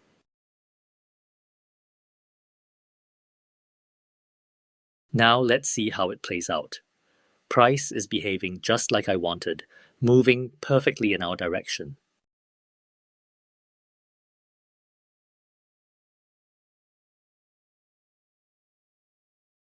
Price has moved right to our target, giving us a clean and precise finish to this trade. In the third example, we can see the Asia highs have been taken out. Now we're looking for some form of bearish confirmation before considering a trade in the other direction. Here we have an inverse fair value gap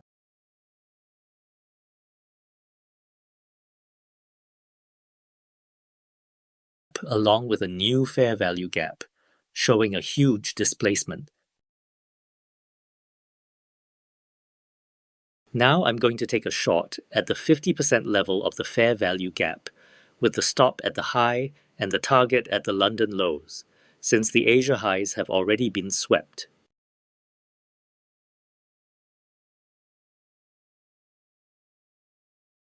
Price moved beautifully, taking out our target with a fantastic risk to reward, making this trade a textbook example of how it should play out. In the next example, we can see the Asia highs have been taken out once more. Before entering, we need to wait for a clear sign of bearish momentum to confirm the move.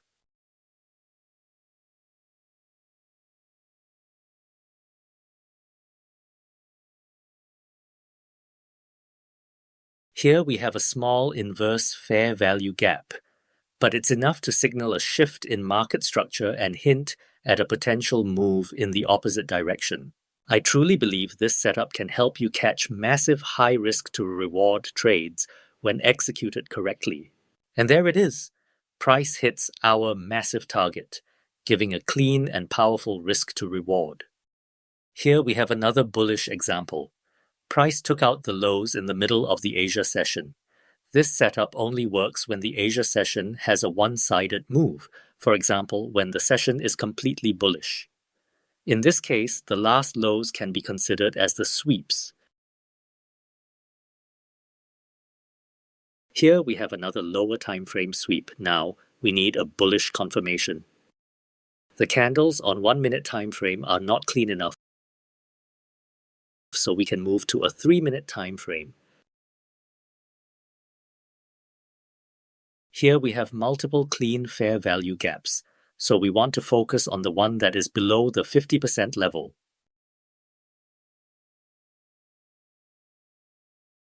So now we are entering at the 50% level of the fair value gap, with the stop at the lows and the target at the Asia highs.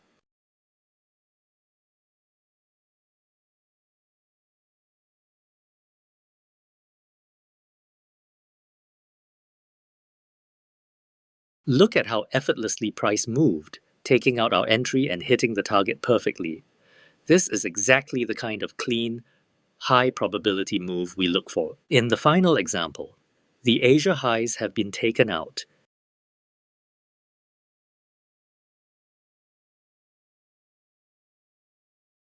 and we have a fair value gap providing confirmation for our next move. Here I'm taking my entry at the 50% level of the gap, placing the stop at the recent high and aiming for the lows as our target.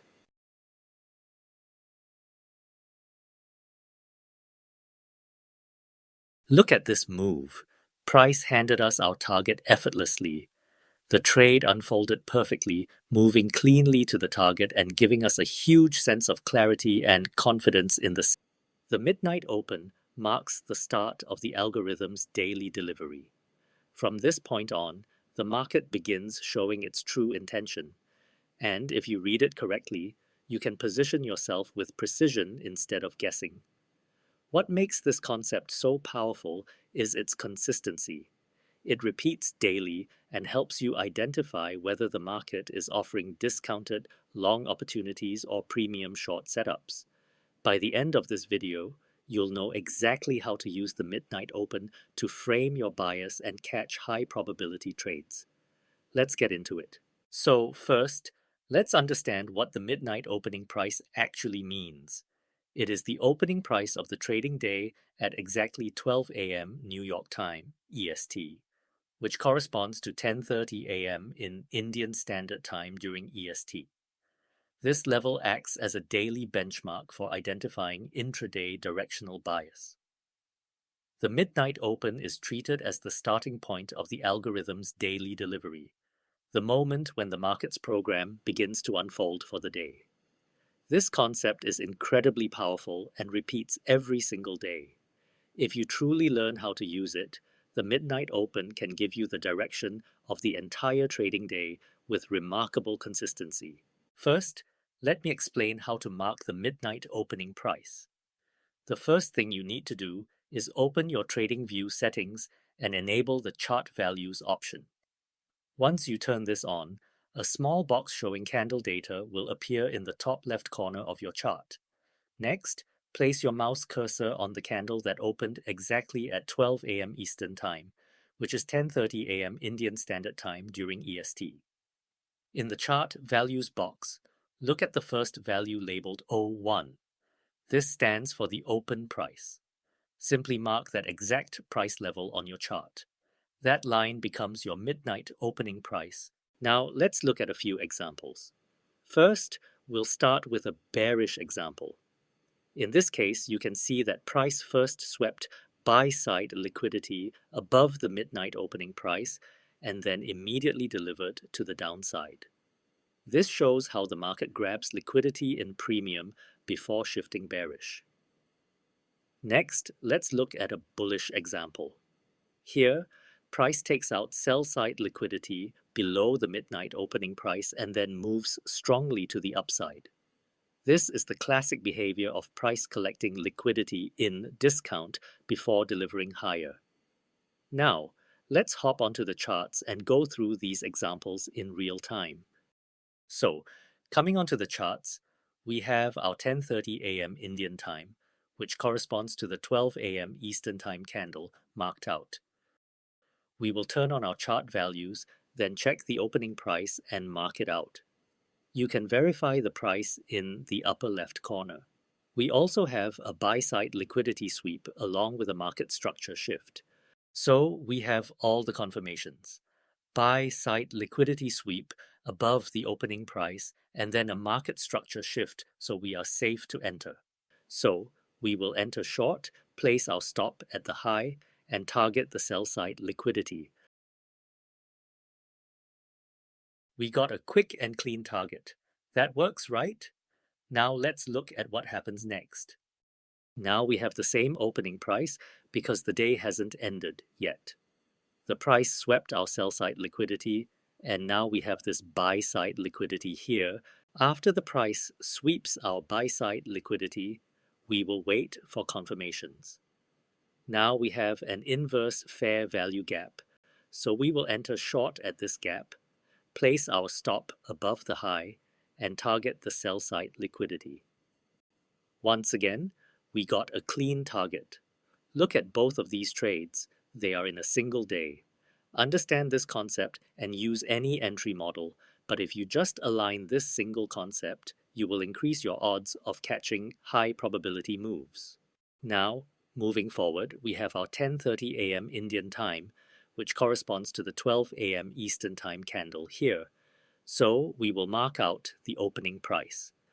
We also have a buy-side liquidity sweep above the opening price. We then have an inverse fair value gap, so we will mark this out and wait for price to retrace back into this gap. Once the price retraces back to our IFVG, we will enter short, place our stop at the high, and target the sell-side liquidity. Price immediately displaced to the downside, came very close to our target, then moved sideways, but still eventually gave us our target. You can see that the market moved to the downside for the entire day. This is the kind of bias this one concept can give you if you use it correctly. So now, coming to our last example, we have our 10:30 a.m. Indian time, which corresponds to the 12 a.m. Eastern time candle here. So we will mark out the opening price. We have buy-side liquidity, so we will wait for it to be swept. Once the market sweeps our buy-side liquidity, we will wait for this FVG to get inverted. Now we have an IFVG because price has invalidated this bullish FVG. We will enter short, place our stop at the high, and target the sell-side liquidity. However, since we are not getting a good risk to reward ratio, we will drop down to the lower time frame and place our stop above this FVG instead.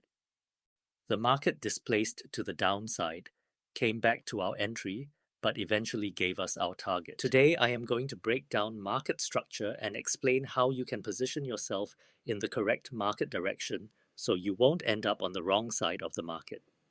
So let's get straight into it. So what is market structure?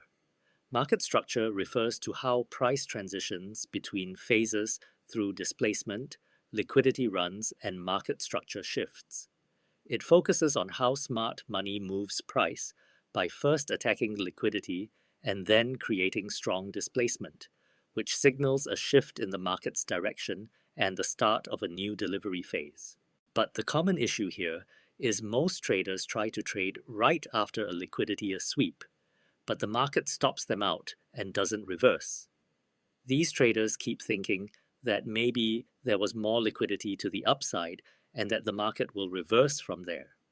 Everyone says you need to be accountable in trading, so these traders assume it was their own mistake for choosing the wrong liquidity level, but in reality, it isn't. The truth is, there is no mistake. It's simply a lack of understanding of market structure. If you had a clear understanding of market structure, you would have caught the long opportunity shown in this example. You wouldn't even consider taking short trades after this buy-side liquidity sweep. So what is the solution? Don't worry, I will give you the easiest method to understand market structure. First, I will give you a simple three-step framework to understand market structure so you can position yourself in the correct direction of the market. We will use only three things: 15-minute liquidity levels, market structure shift, and fair value gap. I will also explain when to expect reversals from a liquidity level and when you shouldn't. By the end, you will know how to understand market structure so you can place yourself on the right side of the market with the help of liquidity sweeps and fair value gaps. Let's get into the charts, and I will first explain the three-step process. Then we will look at some examples. First, let me explain the three-step process that you must follow before taking any trade. Let me draw a diagram for you to explain it in a simple way.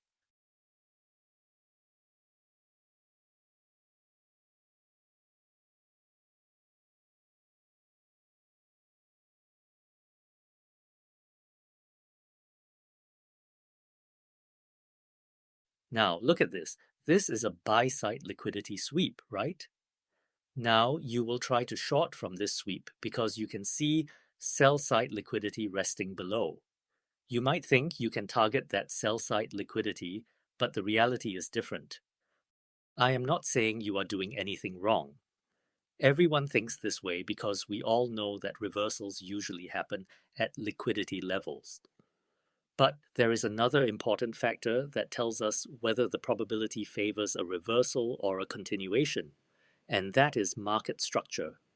If you can understand market structure, you will know when to expect a reversal and when not.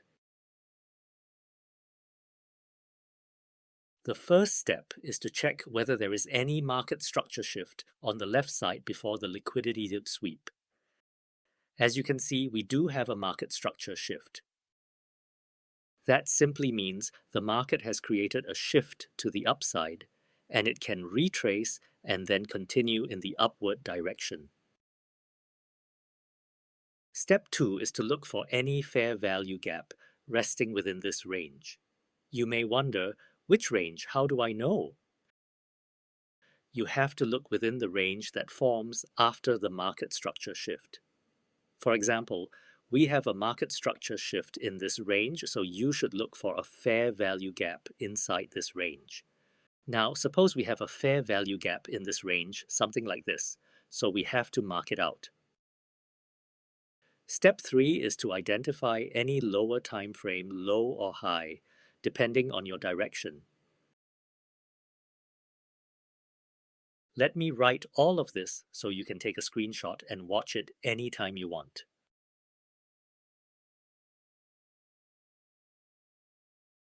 Why do you need this? Because that becomes your liquidity level. Then, suppose you have any low like this on your lower time frame, then you have to mark the low.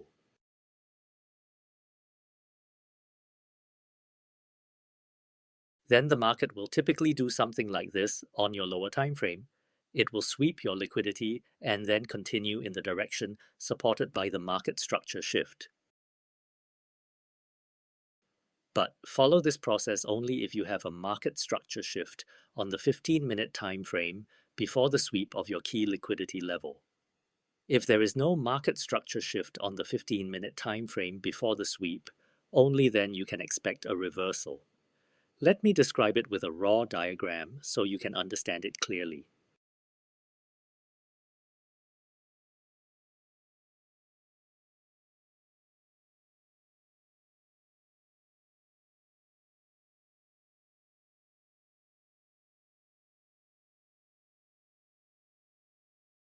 Now suppose this is a buy-side liquidity sweep. Tell me, is there any market structure shift before the liquidity sweep? No.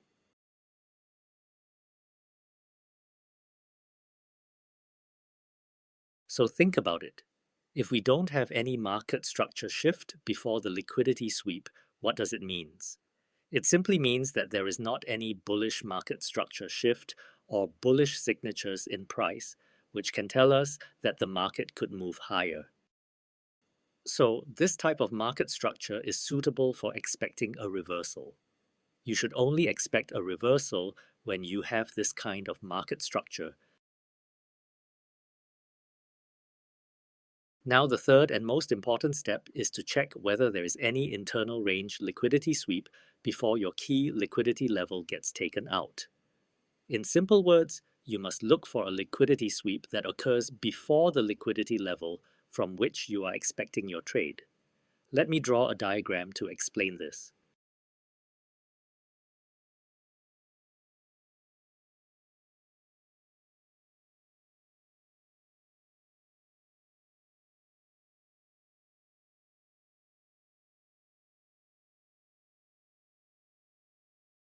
Now look at this. Suppose this is a buy-side liquidity level where you are looking to short, and this is a sell-side liquidity sweep that was taken before your buy-side sweep. Now, is this a liquidity sweep? Yes. Is this a market structure shift? Yes. Is this a fair value gap? Yes.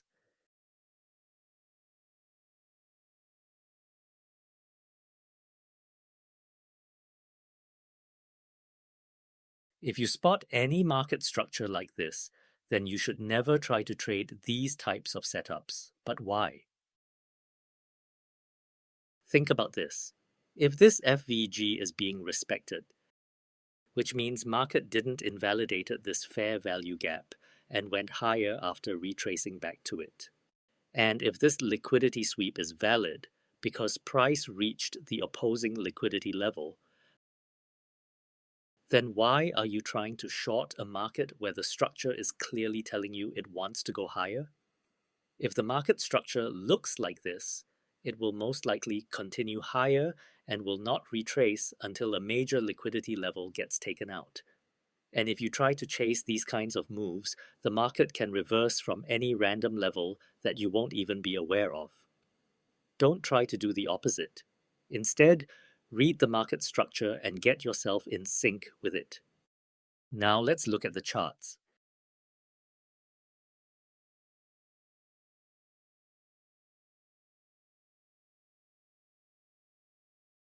Here you can see a buy-side liquidity sweep, and now you want to look for short opportunities. Remember my three-step process. Is this a sell-side liquidity sweep? Yes. Okay, then let's try to short the market once again if it sweeps the buy-side liquidity. But what happened? Exactly the same thing I taught you in the diagram. This becomes a market structure shift. The market taps into the fair value gap and then expands higher. Look at what happened here.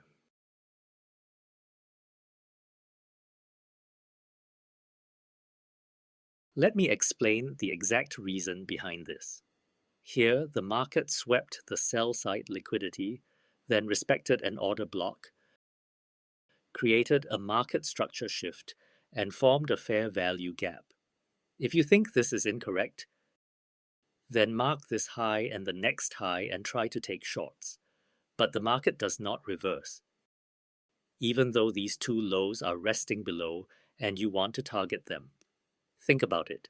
If the market structure is telling you that it wants to expand higher and it is respecting all the bullish levels, then why are you trying to do the opposite? Understand the structure and get in sync with it instead of taking trades based only on liquidity patterns. Now let's go to the charts and apply this to see what happens.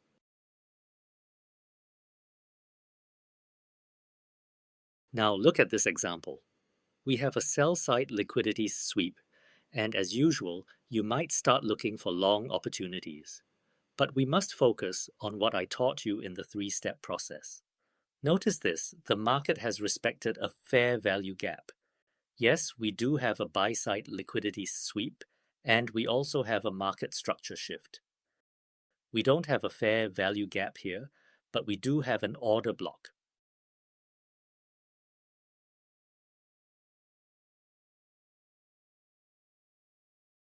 So what do you think will happen if I enter a short at this order block, place my stop above it, and target the next liquidity pool?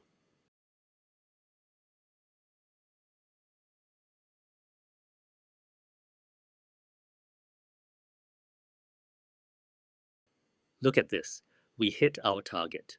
When the market structure is clearly showing that it wants to go lower, try to understand that instead of trading liquidity as if it were just a pattern. Now let's look at what happens next. Next, the market went straight to the buy side liquidity. Now we have a buy side liquidity sweep. Notice here that we don't have any market structure shift in this range. As I told you earlier, this is the scenario where we can expect a reversal. Now let's drop down to the 5-minute time frame.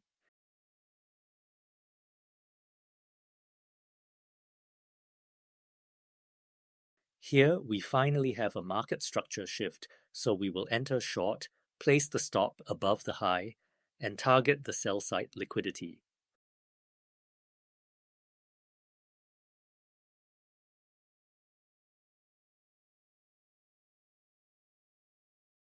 Now you can see that what I taught you earlier is working perfectly.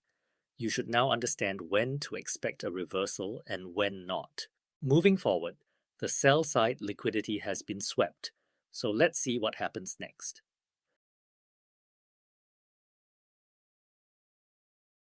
Now let's try to understand the market structure. Notice that we don't have any bullish market structure shift in this range.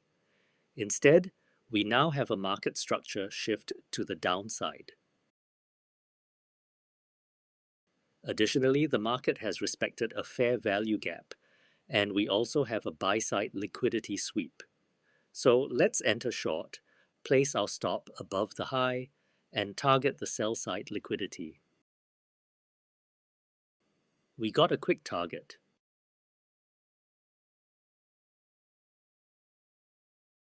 Next, we have a sell-side liquidity sweep and a bullish market structure shift. But remember, we already had a buy-side sweep and a market structure shift, which we used in the previous example. We also have a fair value gap, so we will enter short again, place our stop above the gap, and target the sell-side liquidity.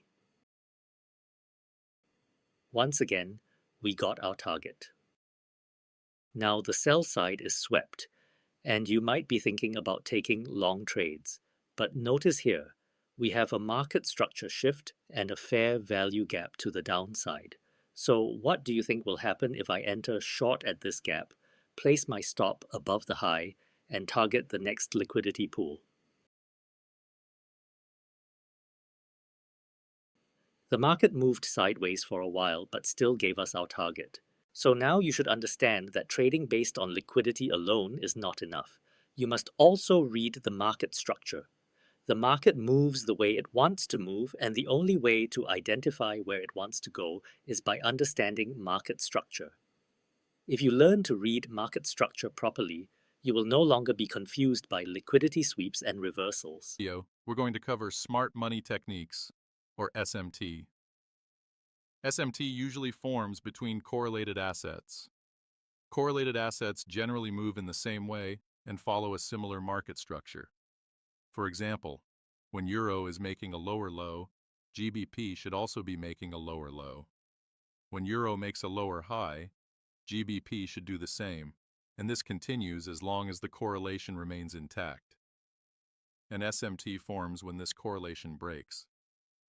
Instead of both assets making a lower low, one asset makes a lower low, while the other forms a higher low.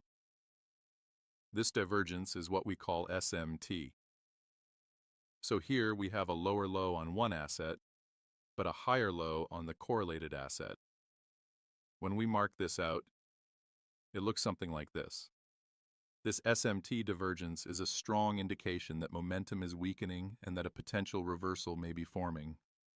Here's a clear example of an SMT divergence.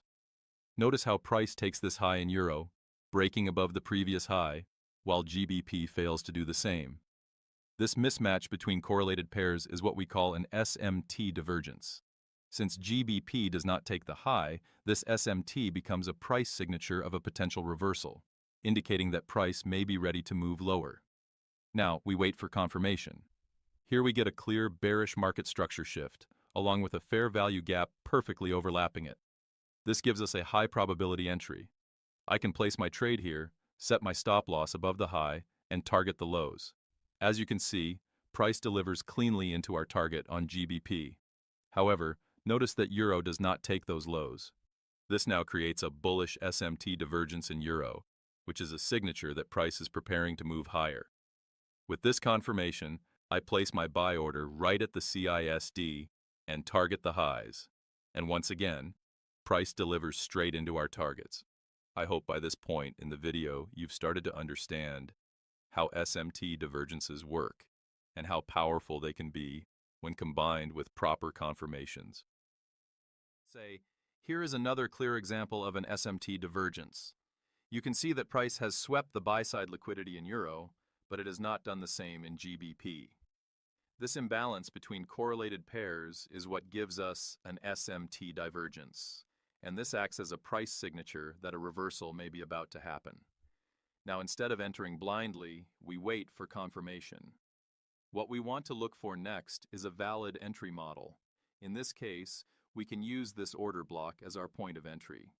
I can place my trade from this level, keep my stop loss above the high, and target the sell side liquidity. This way, we are trading with confirmation and proper risk management, not just the divergence alone. And you can see how nicely price has delivered into our targets. There are a lot of other correlated pairs like gold and silver, and NQ and ES, where you can also use this concept. But I don't want you to directly apply it on your live accounts. First backtest it properly, understand how it works, and only then apply it to your live accounts. Tell me. And this is the last example of this video. You can see price has taken the low in Euro, making it a sell-side liquidity sweep. But on the other side, GBP refuses to take the low, creating a divergence. Now what we need is confirmation that gives us a bullish signature. Here we place our order on this bullish fair value gap and target the buy-side liquidity above, and you can see how easily price delivers into our target. I hope by this point in the video, you've learned what an SMT is and how to use it. Everyone complicates it, but I will explain it easily as if I am explaining it to myself 4 years ago. So let's get straight into it. So first, what actually is the market maker model? The market maker model describes how price is delivered when the algorithm shifts direction. First, a break in structure signals a change in trend. Then price displaces in the new direction, creating inefficiencies and confirming the order flow shift. Before expanding, the market will return to take liquidity against that new bias. After the liquidity raid, price aggressively expands toward the external range liquidity.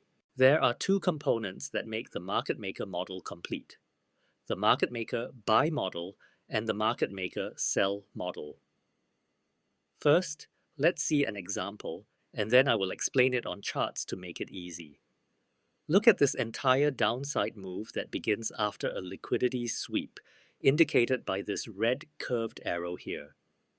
This is called the market maker sell model. Then, when the market changes its order flow and starts moving back upward, sweeping the same high again, this green curved arrow shows the market maker buy model. Now, let's get straight to the charts, and I'll explain it easily. So, coming onto the charts, the first step we have to do is mark the 4-hour time frame liquidity level. So first, I will mark the 4-hour swing high as my buy-side liquidity level. I will mark this 4-hour swing low as my sell-side liquidity level. We also have a 4-hour fair value gap at this sell-side liquidity. So we know for a fact that the market will sweep the sell-side liquidity after taking out the buy-side liquidity. Now we will wait for any one of the levels to get swept. So we have our buy-side liquidity swept. Now we will look for confirmations. Let's drop down to the lower time frame. Now we have a market structure shift to the downside, so we will enter short, place our stop above the high, and target the recent low as our sell side liquidity. So we got our target. Now instead of sweeping the sell side, price created another lower low, which means now the market maker model is confirmed. So we will use the premium and discount tool from the high to the low and wait for any sweep at the premium level. Why premium? Because we are looking for short. So we have a buy side liquidity at the premium level. Now the buy side liquidity has been taken out, so we will look for confirmations. Now we have a change in structure to the downside, so we will enter short, place our stop above the high, and target the sell side liquidity. So the price went close to our target and created another swing low. So we will again use premium and discount in this range, and we can see a buy side liquidity sweep at the premium level once again. Now we have a market structure shift to the downside, and we also have a fair value gap. So we will enter short, place our stop above the high, and target the sell side liquidity. The market goes straight to the sell side liquidity and gives us our targets in both positions. So now we have another low, and we will again use premium and discount from the previous high to this low and wait for the price to go to the premium level.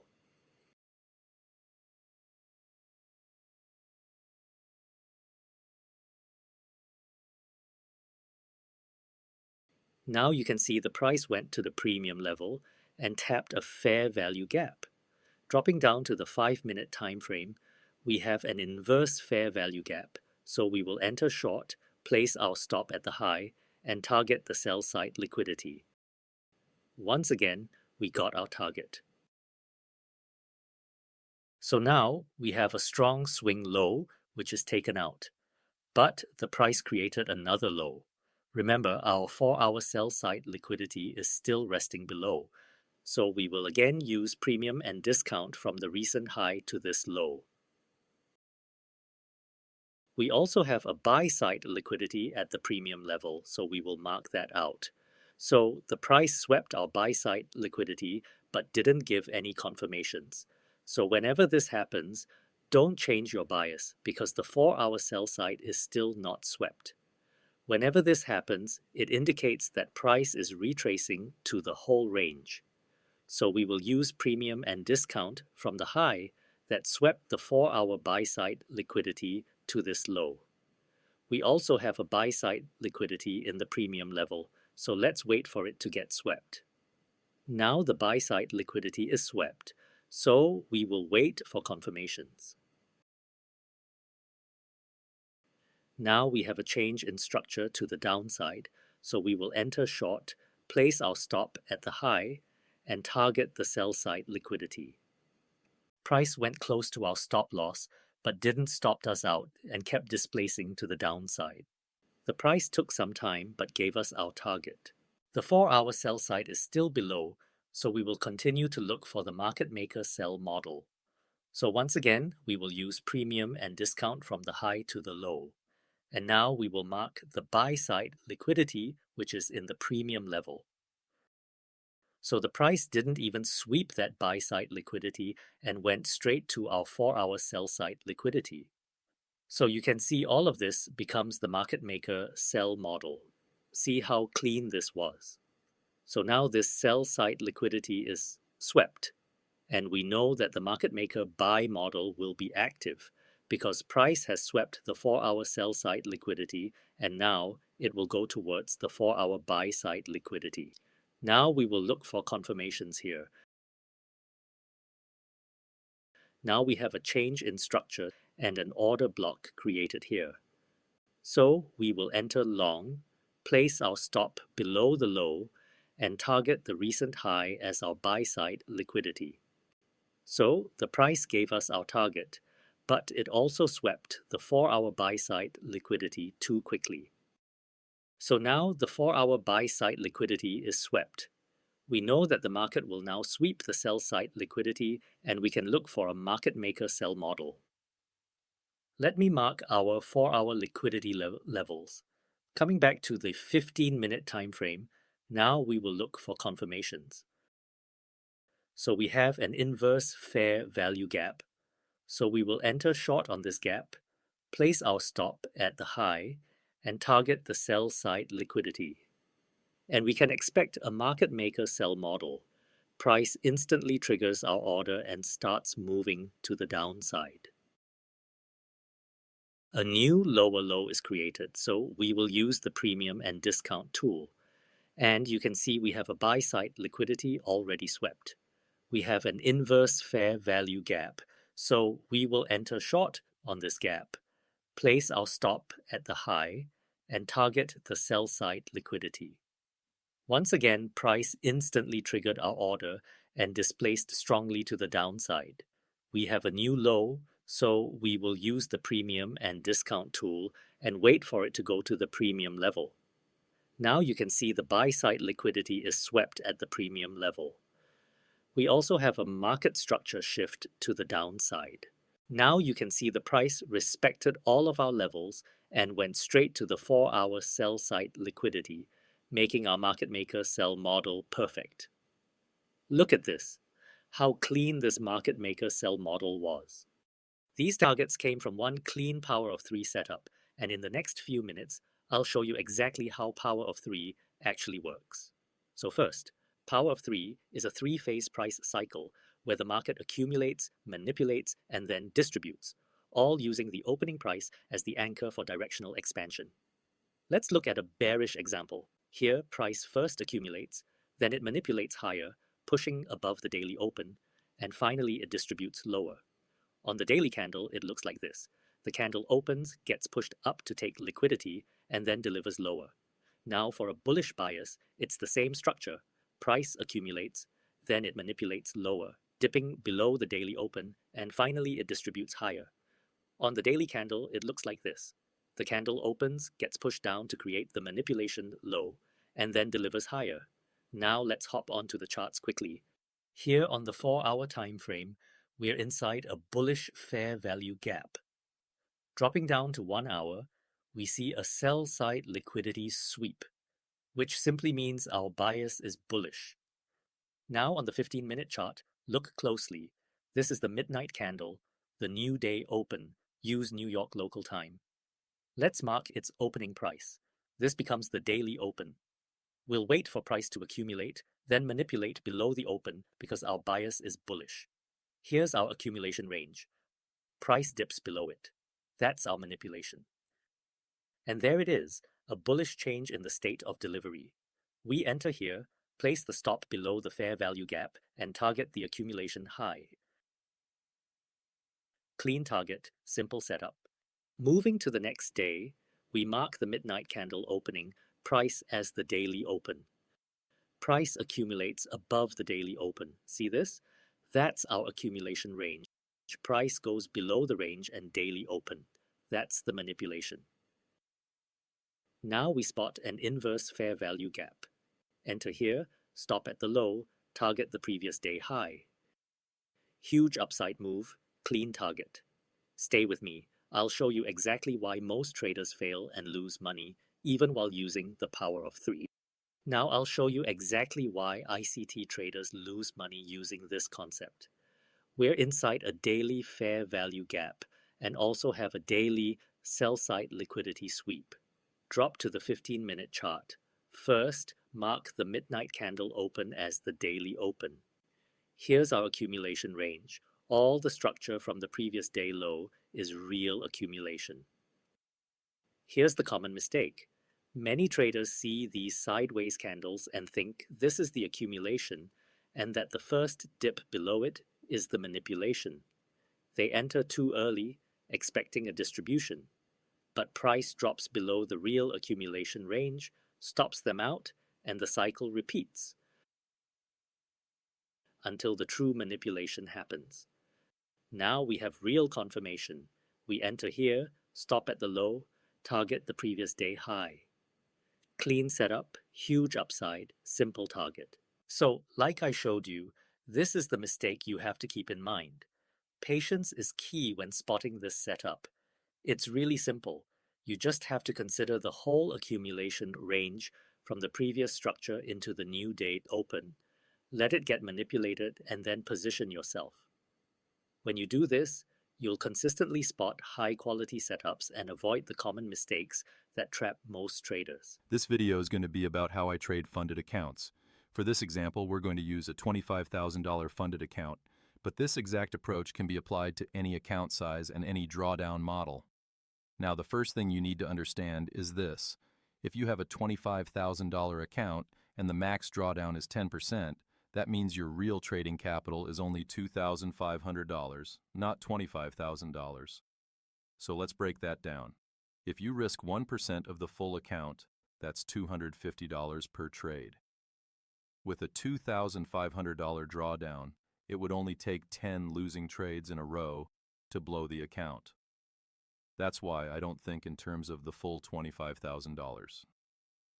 I think in terms of the actual drawdown, which is $2,500. Now, when it comes to risk management, it really comes down to one simple question. How many trades can you afford to lose before you lose the account? If you look at this table, you'll see different risk percentages and how many losses they allow. Risking 1% to 4% gives you plenty of losing trades before failure, which is safer. But the downside is that it can take a long time to get funded, especially since most prop firms have time limits. On the other hand, if you start risking a lot more per trade, yes, you might pass the challenge faster, but you also increase the chance of blowing the account if you lose 7, 8, or 9 trades in a row. Personally, I believe the sweet spot is allowing myself 10 to 20 losing trades before losing the account. If we take the middle of that range, around 14 losses, I'm confident my system will not lose 14 trades in a row. So for a $25,000 funded account with a $2,500 drawdown, I personally risk $175 per trade. That risk level allows me 14 consecutive losses before failing the account, which gives me enough breathing room to trade confidently, stay disciplined, and still pass within the time limit. If you have a fixed risk-to-reward ratio of 2 to 1, and you're using the same position size on every trade, you only need to win 34% of your trades to be profitable overall. Now, if you increase that to a 3 to 1 risk-to-reward, you only need to win 30% of your trades to stay profitable. That's why risk-to-reward is so important. You don't need to be right all the time. You just need a system where your winners are bigger than your losers. As long as your risk stays consistent and your execution is disciplined, even a relatively low win rate can still produce consistent profitable. So, as a visual way to understand risk to reward and win rate, let's break this down. If on every trade you risk $100 to make $100, a 1-to-1 risk to reward, you need to win 1 trade for every loss just to break even. Now, if you move to a 2-to-1 risk to reward, where you risk $100 to make $200, you only need 1 winning trade to cover 2 losing trades. 2 losses put you at negative $200, and 1 win brings you right back to break even. If you're trading a 3-to-1 risk to reward, even if you lose 1, 2, or even 3 trades, a single win will cover all of those losses. And when you get to a 4-to-1 risk to reward, you only need a 20% win rate to break even. This is why risk to reward is so powerful. You don't need a high win rate. You need consistency in risk and patience to let winners run. So, keeping all of that in mind, this really comes down to what suits you best as a trader. The best way to figure that out is by backtesting your strategy. Look at what risk to reward your system naturally delivers most of the time, and then figure out what win rate comes with it. You can scale your risk to reward, but you need to track how those changes affect your win rate. There's always a trade-off. Now, one important thing to be aware of. If you're using fixed risk per trade, set stops, and consistent position sizing, and you still manage to lose 15 trades in a row, that's a clear sign that something is wrong, either with market conditions or with your execution. If you're following your rules properly, you shouldn't be blowing accounts. Consistency is everything. Same risk, same position size, same rules, every single trade. And if you're thinking about buying a funded account, check out the links in the description. I've listed multiple prop firms along with coupon codes that can give you up to 55% discount. Risk management. Risk management is honestly the thing that keeps your trading journey from turning into a disaster. You can be super confident in your setup, your analysis can be perfect, and the chart can still flip on you out of nowhere. That's just how the market is.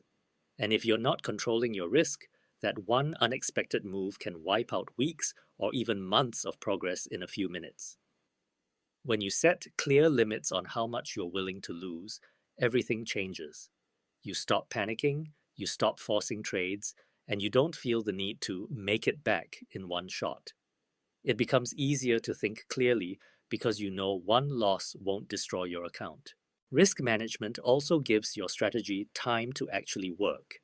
Even the best setups won't win 100% of the time. So if you risk too much on one trade, you never get to see the long-term results. But when your losses are controlled, you can take multiple trades, stay consistent, and let probability do its job. At the end of the day, trading isn't about avoiding losses. They're part of the game. It's about avoiding the big, stupid losses that take you out completely. That's what separates long-term traders from people who blow up accounts every few months. Risk management sounds boring, but it's literally the reason you stay in the game. Trading is not about winning more. It's about losing less. Risk management keeps you alive long enough to win. Here are some ways to manage risk.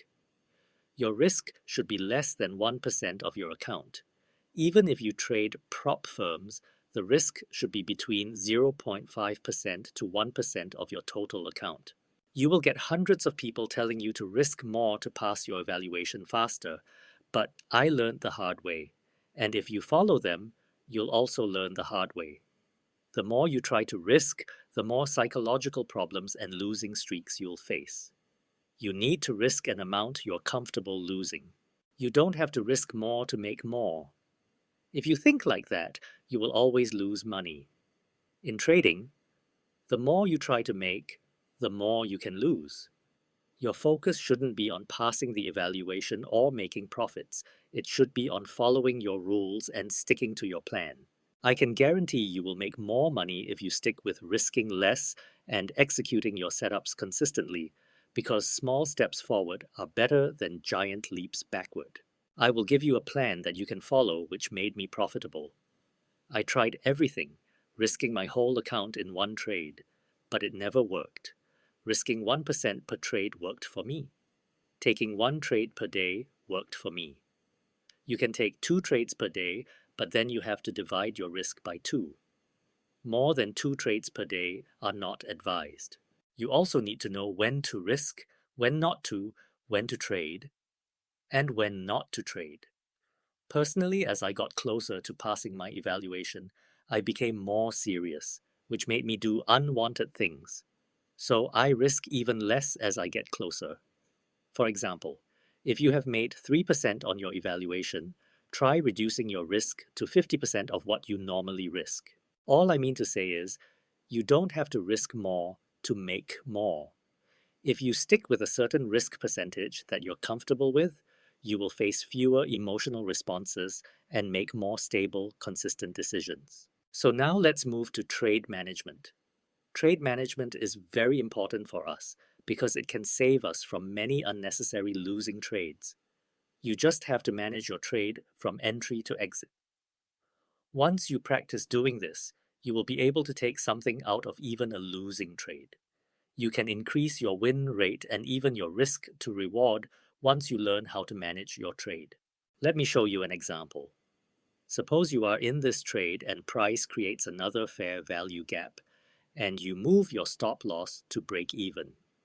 If price then goes straight to your stop loss, you might think this is unnecessary. But think about this. If the market is truly bullish, is it necessary to disrespect any bullish fair value gap? Even if it does, you can see what happens. Now let's see another example. Suppose you are in this trade and the market creates another market structure shift and another fair value gap. You move your stop to break even and move your target further to the upside. You can see that price never trades back to the fair value gap, and you can catch a higher risk to a reward by doing this. Now, I think you have understood the risk management part. So let's go to the charts, and I will teach you how to manage your trades with some examples. Here, we have a 15-minute buy-side liquidity sweep. Now, we'll drop down to the 1-minute chart and look for our setup. Right here, we see a shift in market structure and a fair value gap. We'll go short on this gap, place our stop above the recent high, and target the sell side liquidity. The market takes our order, and we can see this fair value gap has been respected. At this point, we move our stop above the gap.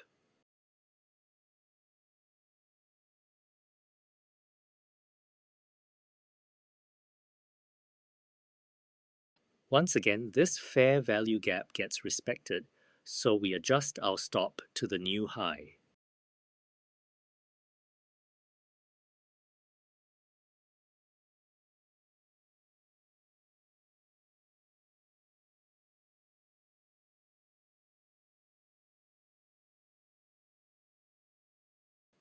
Now, with the market structure shift to the downside, we move our stop to this high. The fair value gap is respected once more, so we move our stop to the high of this gap.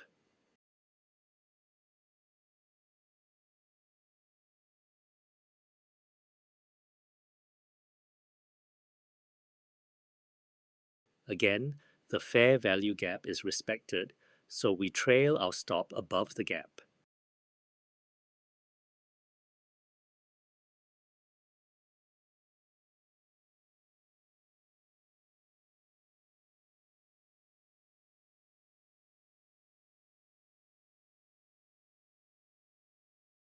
Now, with another shift in market structure, we move our stop to the previous high and then we reach our target. The key takeaway here is that even if the price reverses against you, you won't lose. You'll still lock in profits in this 1 to 6 risk to reward trade. Even if price hits your last trailing stop, you still make a 1 to 4 risk to reward, giving you a higher win rate along with better risk management. Suppose we are taking a trade on buy-side liquidity and targeting sell-side liquidity. After buy-side liquidity is taken, for entry confirmation we use a change in state of delivery, CISD. Once this CISD forms, we place our stop loss at the high of the CISD leg. Here you can see that our stop loss is secured at the high. The reason it is secured is because price has already given a clear bearish price signature, indicating that price wants to move lower. After entry, we observe the short-term lows. At this point, there is only one short-term low, and it is created inside the CISD leg. When price comes back to this low, you can clearly see that price is not willing to break it. Price hesitates to move further lower. This hesitation tells us that price can still retrace higher, so it is not ideal to trail the stop loss yet. As expected, price retraces back to the high. After that, price comes down again, and this time you can clearly see strong displacement below the short-term low. Now the information has changed. Price is telling us that it is no longer willing to retrace higher. At this point, we can comfortably trail our stop loss to the previous high without worrying about a deeper retracement. You can also clearly see that price has swept the internal lows. On the chart, you can observe that two fair value gaps are present. If we mark the discount and premium of the range, it becomes clear that both fair value gaps are in the premium zone. From here, price retraces and fills at least one fair value gap. In this case, price respects the second fair value gap and clearly rejects from it, leaving behind a breakaway gap, which we do not need to focus on further. After that, price breaks through the low and gives us a market structure shift, exactly as planned. If price had failed to give a structure shift, the expectation would have been a high sweep, but since the shift is confirmed, we can secure our stop loss at the high. Now we allow the range to form. price creates a new high and a new low. Once we mark the discount and premium of this range, we again observe a fair value gap in the premium, which tells us a retracement is possible. Because of this, it is safer to keep the stop loss above the high. Once price retraces into the fair value gap and shows rejection, the stop loss can be refined to that high. Next, price breaks through the low and continues lower. This gives us another clear structure shift, allowing us to comfortably trail the stop loss to the high. After taking internal lows, price retraces higher. At this point, the only logical area of interest is an order block, which price retraces into and then continues lower from. As you can clearly see, price respects that level and then goes on to deliver into our targets. Let's look at another example right here and see how I would have managed this trade. For entry, I would have placed my order at this fair value gap after the sell-side liquidity sweep. Once price breaks above this high, there is no valid reason for price to come back lower, so I would place my stop loss below this low. Now let's see how price reacts. You can see that price forms a breaker block. After this forms, I can trail my stop loss below the breaker block. The candles that break the order block show strong displacement, giving a clear price signature that price is not willing to move lower. Next, let's observe how price reacts to these fair value gaps. Just like the previous example, price respects the second fair value gap and leaves the first one as a breakaway gap. At this point, I can comfortably move my stop loss to this low. You can also see a strong displacement to the upside. Based on that displacement, I can trail my stop loss below the newly formed fair value gap. After that, price moves aggressively and takes our targets. Now, I want you to backtest this concept and see how it works for yourself. Also, focus on applying this only during kill zones. I'm not saying it doesn't work outside kill zones, but you will consistently get the best price action and clarity during kill zones. Coming onto the charts, you can see a clear buy-side liquidity sweep. If you only look at this local range, the sweep appears genuine. And this is where most traders get trapped. After a liquidity sweep, everyone expects a reversal. Naturally, traders expect price to move lower and take these lows after sweeping the buy-side liquidity. Now let's see what happens if we actually take a reversal trade from this buy-side liquidity sweep and target these lows. You can clearly see that price never takes those lows. Why? Because only the 15-minute time frame is suggesting bearishness. When we shift to the 4-hour time frame, the narrative is completely different. On the 4-hour time frame, price is clearly respecting this fair value gap, which tells us that the overall order flow is bullish. There is not a single valid price signature indicating a bearish move. No bearish displacement, no structural shift, nothing. So instead of forcing a reversal trade, the smarter approach is to wait. Let price retrace back into discount, sweep some sell-side liquidity, and fill inefficiencies like fair value gaps before continuing higher. And in this scenario, you can clearly see that price does exactly that. It trades into discount, fills the fair value gap, sweeps these lows, and then gives us a clean opportunity to enter in alignment with the 4-hour time frame bias.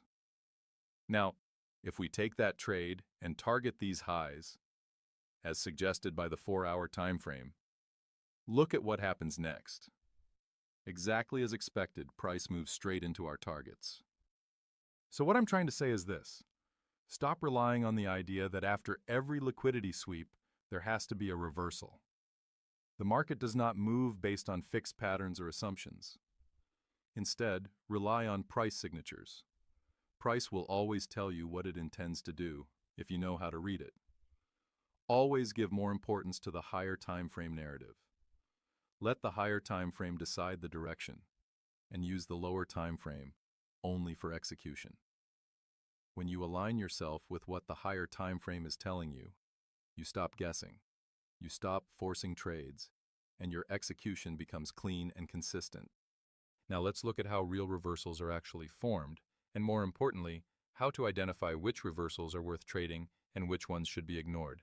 because not every liquidity sweep leads to a reversal. Only the ones that are aligned with the higher time frame narrative do. If you look at the 4-hour time frame first, you can clearly see multiple bullish fair value gaps. And the important thing here is not just their presence, but the fact that price is consistently respecting them. Every time price trades into these bullish fair value gaps, it reacts strongly, which tells us that higher time frame order flow is still bullish. Along with that, you can also see that sell-side liquidity has already been swept earlier, and that sweep has already resulted in a bullish reaction. That means a higher time frame reversal has already occurred. Price then goes on to generate new lows internally, and instead of chasing price, we wait. We wait for those internally created lows to be taken. Now, once price comes down and sweeps those lows, this is where we shift our focus to the lower time frame. Here you can see a clean liquidity sweep. At this point, because our lower time frame is now aligned with the higher time frame bias, we can actually look for a reversal entry with confidence. So let's take that reversal trade. And notice what happens next. Price expands aggressively and moves straight toward the 4-hour highs. No hesitation, no consolidation, just clean continuation in the direction of the higher time frame draw on liquidity. This is the key point I want you to understand. If your lower time frame bias is aligned with your higher time frame bias, if your 15-minute narrative matches what the 4-hour time frame is telling you, then after those liquidity sweeps, you should expect full reversals. That is when reversals work. But if there is no alignment, if the higher time frame is bullish, and you keep shorting every buy-side liquidity sweep on the lower time frame, you will get stopped out again and again. You will feel like nothing works, not because the model is wrong, but because you are trading against the narrative. That's why understanding price signatures is critical. Price always communicates its intentions. If price wants to go bearish, it will respect bearish PD arrays, bearish fair value gaps, premium levels, and it will not hesitate moving lower. You will see strong expansions and constant reactions. And the same applies on the bullish side. If price is bullish, it will respect all the bullish PD arrays. It will trade through discount efficiently, react from fair value gaps, and it will not hesitate going higher. Expansion becomes clean and aggressive. So stop memorizing patterns and start reading price. When you understand what price is telling you, reversals become obvious, and you stop forcing trades that were never meant to work. I'm going to break down low resistance liquidity runs, explain the difference between low resistance and high resistance, and show you why I prefer using low resistance liquidity as my targets. First, let's understand what low resistance liquidity actually is, and how it differs from high resistance liquidity. If you look at this example on the left, you'll notice a swing high that price never comes back to take. Price moves away, later reverses, and forms a lower high instead of sweeping that previous high. That tells us there is still resting liquidity sitting above that level. Because that liquidity hasn't been touched, price can move into it easily with very little opposition. That's why we call this low resistance liquidity. Now compare that to this example on the right. Here, price forms a swing high, then pushes higher, and sweeps that high, creating a higher high. Once that happens, the liquidity at the original high is already consumed. Since liquidity has already been taken, price faces more opposition around that area. This is what we refer to as high resistance liquidity. Why does this matter? Because it fits perfectly with my trading style. What I like to do is mark out all the low resistance liquidity that has been formed before the session opens, such as during the pre-session or previous session. At the market open, I'm not looking to jump in immediately. I want to see price first accumulate during the pre-session, then at the open manipulate, either by sweeping a nearby liquidity level or rebalancing into a fair value gap. Once I get my confirmation, my main objective is to target those pre-session generated low resistance liquidity levels because they have more resting liquidity and price can move into them more efficiently. You can clearly see this process play out. Accumulation in the pre-session, manipulation at the open, and then distribution toward low resistance liquidity. This is a perfect example of ICT's power of 3 in action. Before moving into the charts, I want you to know that you can get 55% off on all evaluations at QuantTechL Funded. If you're looking for a trustable prop firm with good spreads, you can check out the link in the description or use my code FAITHFX at checkout on QuantTechL Funded. For this first example, you can see that price has already taken and swept this high, so there's no reason for price to come back and retrace to that level again. That liquidity has already been consumed. However, what is left behind is a 15-minute unfilled fair value gap. You can see price retracing back into that fair value gap. As it does, price sweeps a 1-minute swing high and then continues to manipulate higher, taking liquidity from traders who entered early without confirmation.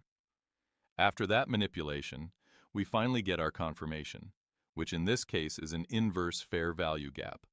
This is where we can now execute our trade. From that inverse fair value gap, our objective becomes clear. We target low resistance liquidity. You can see these lows are clustered close together, but do not overlap. Because that liquidity is still resting and untouched, price can move into it cleanly. And now you've seen exactly how identifying low resistance liquidity helps you define high probability targets. Here's another example. You can see that the order flow is totally bullish here, and there is an unfilled fair value gap again below the discount level. You can also see a 1-minute liquidity sweep here, and after that we have a breaker block as our confirmation for a reversal. Now we can take a trade and target all these highs, which are low resistance liquidity. You can see how easily low resistance liquidity helps in finding targets and achieving huge risk to reward trades. You can be so precise that you can even capture the highest point of the distribution. That's it for this video. If this helped you, make sure to like the video and subscribe to the channel. If you want to join my mentorship program, the link is in the description. And for any questions or doubts, you can join my Discord. I'll see you in the next one.